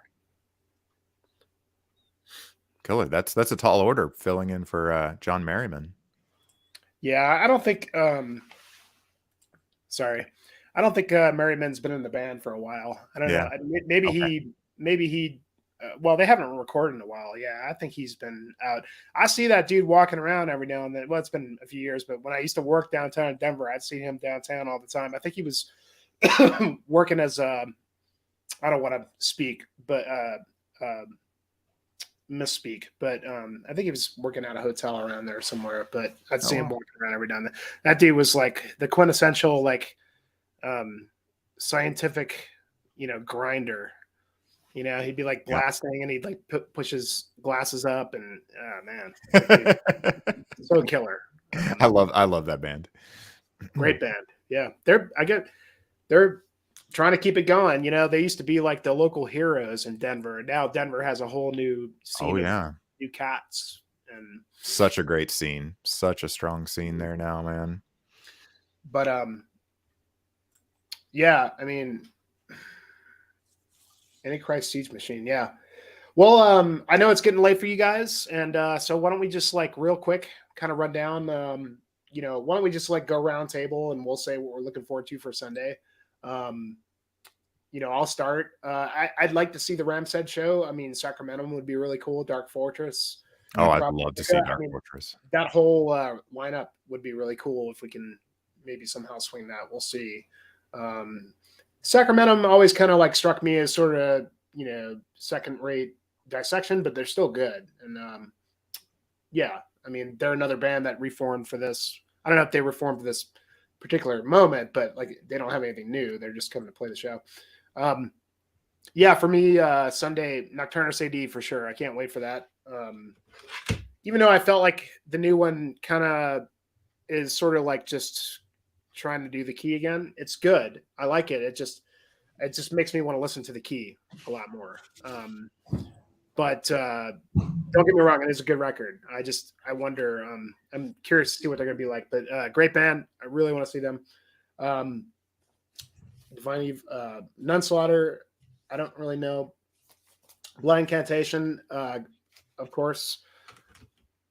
Hometown Boys. They're going to be great. I definitely want to see Demolich.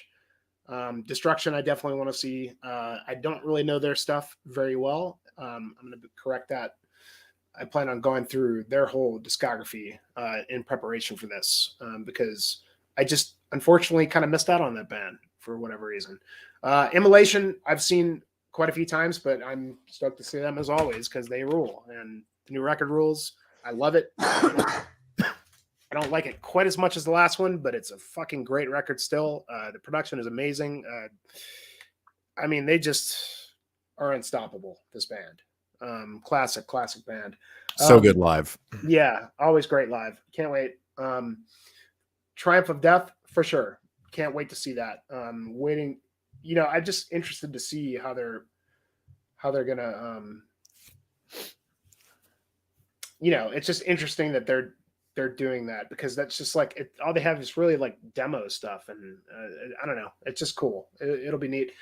Hypocrisy, excited. I've seen those guys play like 2 or 3 times years ago. They're a band that's always been kind of like hit or miss for me, but I still really like them. Abducted, probably my favorite. Early records, the new one's good. And man, Legion, of course. I mean, come on, it's gonna be great. I can't wait. I mean, I'm sure like we're going to be feeling the same way when this whole lineup happens, that I'm kind of starting to get lost for words on this this compendium of death metal and thrash onslaught, but yeah, guys, I'm looking forward to it. What do you guys think? Yeah, I wanted to go over to the shelf to get. Is that the Necrophire? Yeah. Super psyched to see these guys. Really an excellent band. This one's out on Seasons of Mist. I don't know these guys. Really good stuff. And well worth your time. Sorry. There we go. Yeah, Necrophire, definitely looking forward to them. I like Nunslaughter. I think they're pretty interesting, black metal-y, thrashy kind of stuff. Really looking forward to Blood Incantation. I think they're incredibly creative and interesting. Destruction is classic. I mean, who doesn't want to see Destruction? Except I'm pretty sure they're in the midst of a tour of their new album. So they're probably going to play a bunch of stuff off their new album. Mm-hmm. And this is a situation, usually I'm like all about playing the new album. One of the things I love about Iron Maiden is they just balls out play new albums from beginning to end. And they're like, if you don't like it, tough shit. Wait till the next tour, Because they do that too. Yeah. And that's one of the things I love, But in this situation, it's probably the only time I'm ever going to see Destruction in my life. And I would rather hear a classic set. So we'll see. Of course, Immolation is fantastic. Triumph of Death is the thing for me this day that is going to mean the most, just to me personally. Getting to hear those songs live is something I never thought would happen in my life. It's not anything that I ever thought would happen, and here it is. Here's the opportunity. So this is the thing in the entire festival. Triumph of Death is the thing that I'm looking forward to the most, hands down. Is that a nostalgia thing for you, or do you really truly like love that stuff so much that for me, when I started getting into sort of extreme metal, and I don't count thrash as extreme metal, when I started getting to like black metal and death metal, that kind of stuff, the hell, for some reason, the Hellhammer demos and apocalyptic raids and all that stuff, it just grabbed me like in a way that spoke to this, because there was always this conflict, right? Growing up, like, I mean, I'm significantly older than Thann, and I imagine probably older than you too, Jimmy, right? Because my formative years were the 1980s, like that Okay. decade, right? I graduated from high school in 1990. So the whole sort of like punks don't like metal and metal guys don't like punk rock and all that kind of bullshit was very much like part of the deal, right? So I was one of those guys that just sort of liked both anyway. But the more there was crossover, the more I liked it, because I really liked punk rock a lot. And so Motorhead was like the thing for me, right? And when I started getting into extreme metal, Hellhammer is the thing that had that punk aesthetic and influence, but still had the metal stuff going on. And it was like a perfect marriage of that in a way that I hadn't really heard before. But it was taking that marriage of punk and metal to an extreme place that was aesthetically much more akin to what would later be like Dark Throne and that kind of stuff that I was sort of just getting into. So for me, it was like a bridge from listening to punk rock as a younger person and getting into extreme metal as a slightly older person. It was a bridge that helped me understand where I was going musically, and it just spoke to me in a very very direct way, and I was just really attracted to it the moment I heard it, and I knew that was for me. So yeah, this is the thing, man. This is the fucking. That's awesome. That's awesome. Thanks for explaining that. That really resonates. That's cool, man. It's exciting. So yeah, super into it. I know that Thann is a huge Hypocrisy fan. They've never done anything for me, honestly. Like, they're just not a band that I ever listen to. So like, I'm sure it's going to be great, but I'll love it in the moment, but I'm not looking forward to it in any kind of real way at all. Cause I just I don't have feelings about them. Deicide, I love. I think they're one of the best live death metal bands around. Like, they're up there for me. And Exhorder, I'm super excited about seeing Exhorder. Slaughter in the Vatican, I think, is one of the greatest records. I love it, and that's another band that I never thought I'd see, and I'm super stoked that they're on this bill.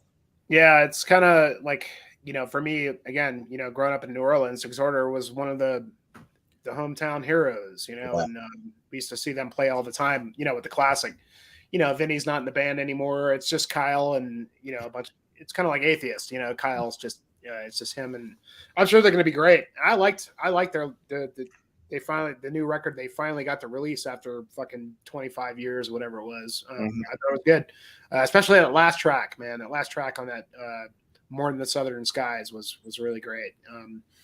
Yeah, he apparently really wants to keep it going, and but I agree with you that Slaughter in the Vatican was a really classic record that was kind of overlooked. And I really like The Law too, even though that was a little bit more like power thrash kind of thing. I've had a lot of people tell me that you're crazy for liking that record, and I'm like, man, you're crazy for not liking it, man. There was good tracks on that. But yeah, dude, for sure. What about you, Thann? I mean, no big shock here in terms of the stuff that I'm stoked about. Like, I mean, I'm stuck here holding the sleeve for my CD copy of Osculum Obscenum. Yeah. They were such an important band for death metal and extreme metal in general in the mid to late 90s, when things were pretty bleak. Especially if, like, I was reading Terrorizer a lot back then, and they got a lot of coverage in Terrorizer, and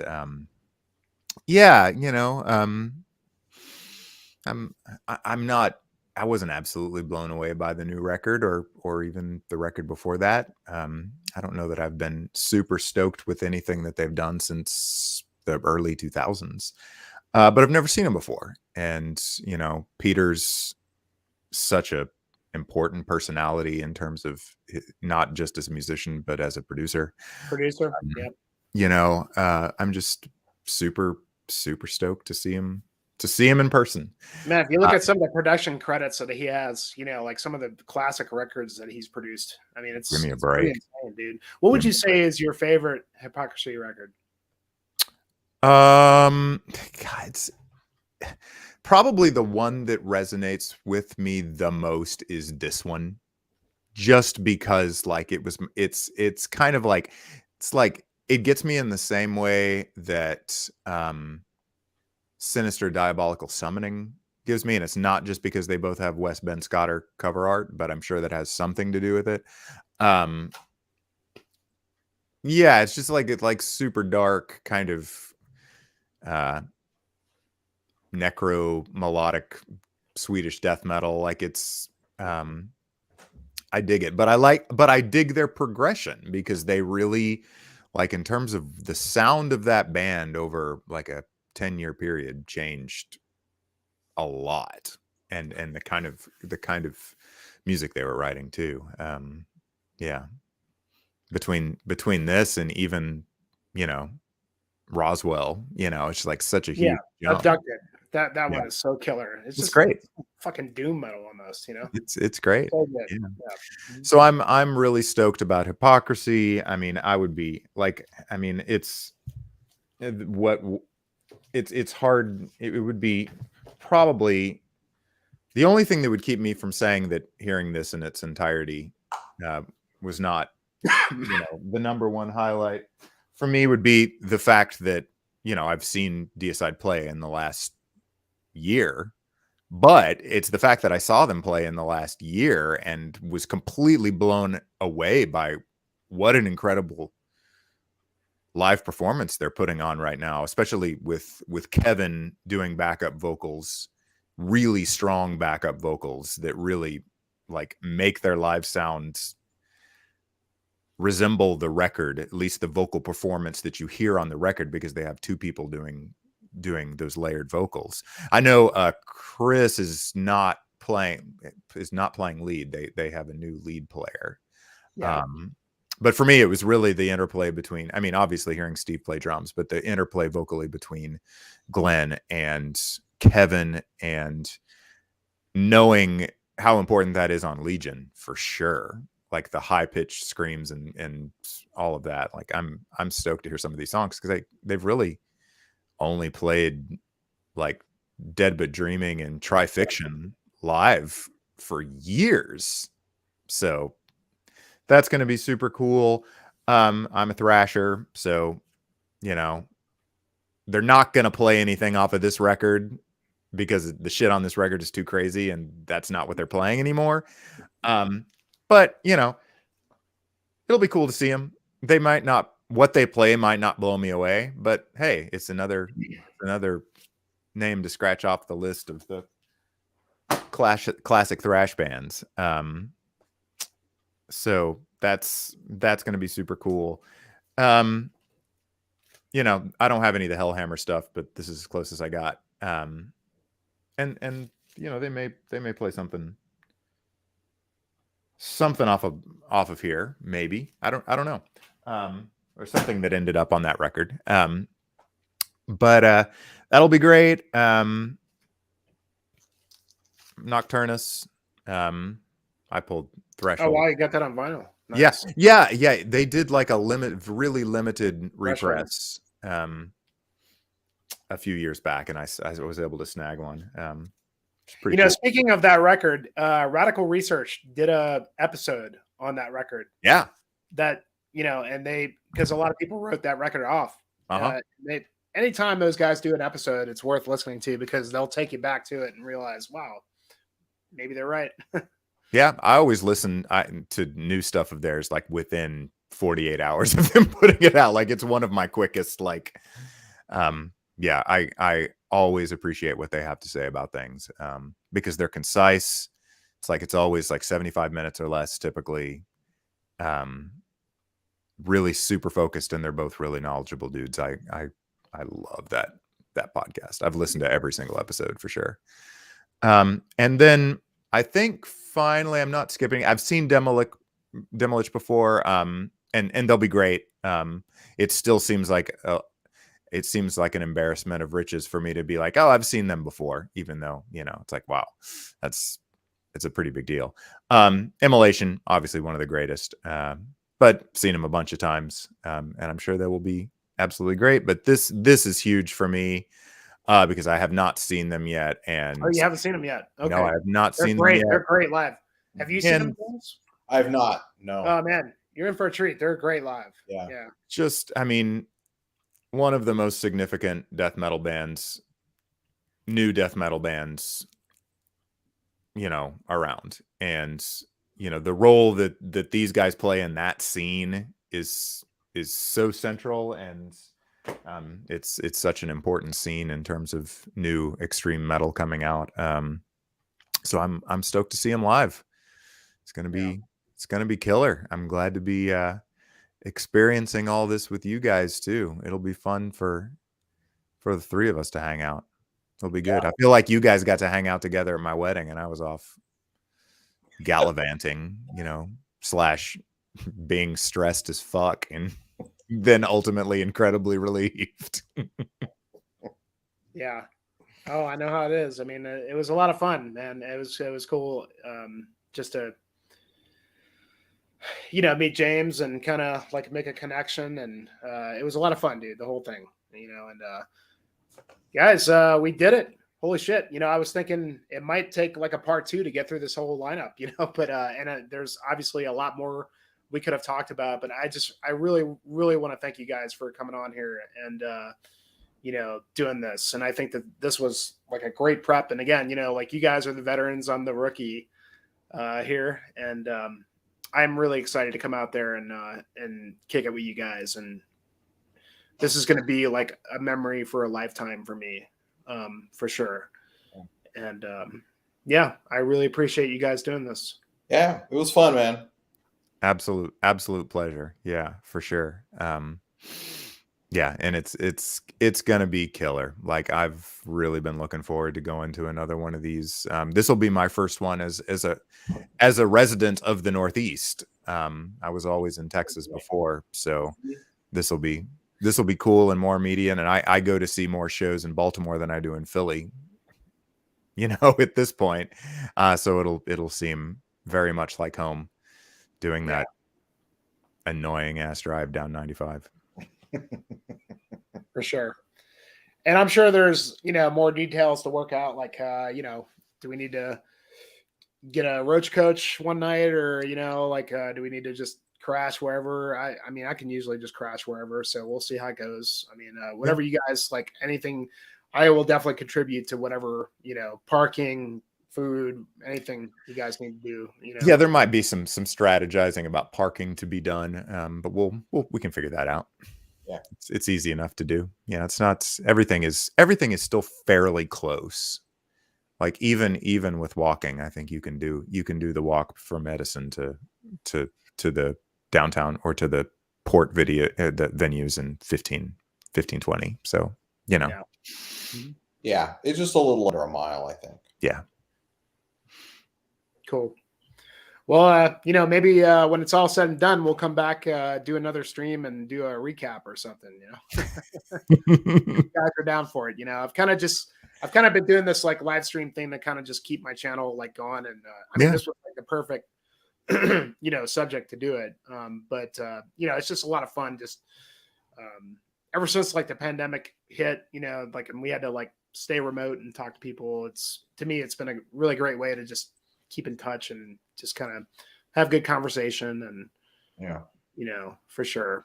So you've got a great little community here. The comments throughout like have been so awesome. And so, you know, I would have had a blast just knowing that I was talking to the two of you guys about this stuff leading in. But like just seeing some of these comments pop up and seeing how regularly they were happening throughout the nearly 4 hours that we've been chatting. Oh, I know. Yeah. Is really inspiring. It's super cool. And super to know these friends are out here, and that we'll be probably meeting some of these in person.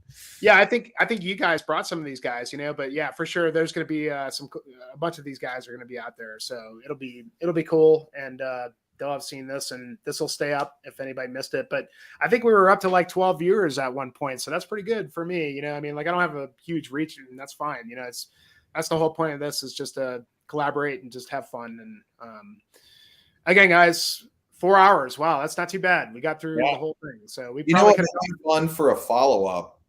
If we're going to do like a post-festival thing, to do like a merch roundup, where we like show all the shit that we got at Deathfest. I think that would be really fun. That's a great idea. You know, Now, I am terrified for my my debit card, after this thing, because the struggle is real, dude. Like oh it's my God. tough. Have you guys pre-ordered merch shirts or anything like that? no. I'm probably gonna pre-order one because especially they're doing the full band list on the back and shit. It's like I want something with that for sure. Yeah, my normal strategy, because they always have those shirts left over. Yeah. My normal strategy is to get them on sale the next year, but there's not going to be at least a next year. There might be a 2 years after that. Mm-hmm. But the word on the street from Ryan and Evan is that they're taking a break at least, and possibly not doing it anymore. That's So great. yeah, if we want the merch, we got to get it. Yep. Get it while it's hot. Well, I'm gonna get that silk screen poster that they've got. I think it's like $35. I'm definitely getting that because Yeah, that'll look good on your wall. right up on my wall. Yeah. Yeah. Mhm. I think they had a Mark Riddick design shirt that looked like something I would want. Yep, those look super cool. Yeah. Yeah, I like his stuff a lot. Yep. Oh yeah, Definitely. he's great. Yeah. Oh man, but they're all have you seen anything about like exclusive bands? Like, cause you had a good lead on you have had good leads on that in the past. I'll be interested to see who brings specific MDF branded t-shirts. Yeah. Usually the foreign bands that are coming will hook up with somebody like Indie Merch Store to do an exclusive merch thing, and so they get all of their merch through them, so they don't have to bring things over like from Europe or whatever. So it's always good to check those places, that Indie Merch Store booth, to see every day, go back, because they'll have, if they have an exclusive shirt for someone, it'll be on that day only. Mm-hmm. So it's always good to make a once around the merch tables, like every morning, basically, when you get there. Yep. Something that's kind of a bummer that's happened in years past that I'm sure that I can't imagine will happen this year. It's like, remember Relapse would have those limited like MDF represses or specific things, but like with like production issues with vinyl right now, I can't imagine that we'll be getting those this year. No, I wouldn't think so. There were a couple of years where they would have those for a handful of things, and man, those were super cool to get. Yeah, I have like 3 or 4 different, if you'll excuse the expression, Jimmy, Neurosis albums that that are like exclusive MDF presses. Yeah, that are like gray, that are really cool. Yeah, I've got a couple of gruesome presses that they did the year that they were playing. Yeah, but we'll see. There'll be some cool goodies for sure. I'll be interested to see who's there, because I mean, it's been so long. Who knows? Yeah. So yeah, the other thing about the exclusive shirts is to always check, just for people listening, always check there's an official MDF merch stand, and they're going to have a lot of band stuff there. But then inside of Ram's Head, there's going to be a line of merch tables, and inside inside a soundstage, there's going to be a line of merch tables in the back of the venue. And then in Ram's Head, it's going to be stage right over on that side. Stage right, meaning if you're standing on stage, it's to your right. So not the audience left, stage right. Over on that side of the venue is where the merch tables are set up. So check that out. Just so people know, like, are oriented when they go into venues. Because a lot of times, if they have limited shirts and stuff, they sell out really quick. Yeah. So you have to be on the ball. There's some advice for you. Be on the ball. Yeah. Oh man, I've got a Skeletal Remains long sleeve MDF shirt from when we saw them last time. This is like one of my favorite things that I have. Yeah, But they all do debit cards though, right? I mean, you don't have to like worry about bringing cash the whole time, right? If you want to buy patches and like used records and stuff like that, you should bring some cash. Okay. Yeah, it's always easy to find ATMs though. Yeah. Just getting prepped, you know. Mm-hmm.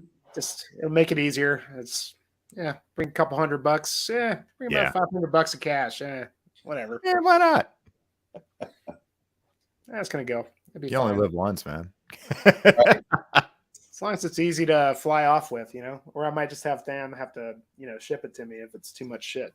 But Or there are plenty of options. I'll be out in Colorado in mid-July for about 10, 12 days, something like that. So yeah, worst case. cool. Merch run. I get free checked bags, so no biggie. Oh, nice. It's got those miles, right? I mean, platinum status, baby. Yeah. Like Mr. International, they're like, don't fuck with you. International douche.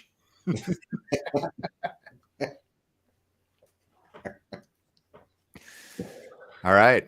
Right on, guys. Hey, Again, almost 4 hours. That's perfect. right on 4 hours. Yeah. Hey, everybody hanging out. Thank you so much for like a fucking Grateful Dead concert in here. For sure. Go all night, Yeah. Go another 4 hours. We can dissect all the Cannibal Corpse discography or whatever. Anytime. Literally anytime. Like just call me up at 1:30 on a Tuesday, whatever. I'll be ready to go. Or we just, pull up 1991 and just go from there. All the records, boom. Yeah. That's the sort of thing Thann does from a dead sleep. That will also have to be an 8-parter. 8-parter of 4-hour episodes. He wakes up. Oh, I was thinking about that Atrocity record. Why did those guys go goth? Like they were like death. Yeah. Dude. Yeah, for real, guys. Dude, thank you all so much. I'm so excited to see you guys in 3 weeks. Yep. Yeah. It's gonna be killer. All right, man. Do it. Take care, everybody. All right. Take it easy. All right.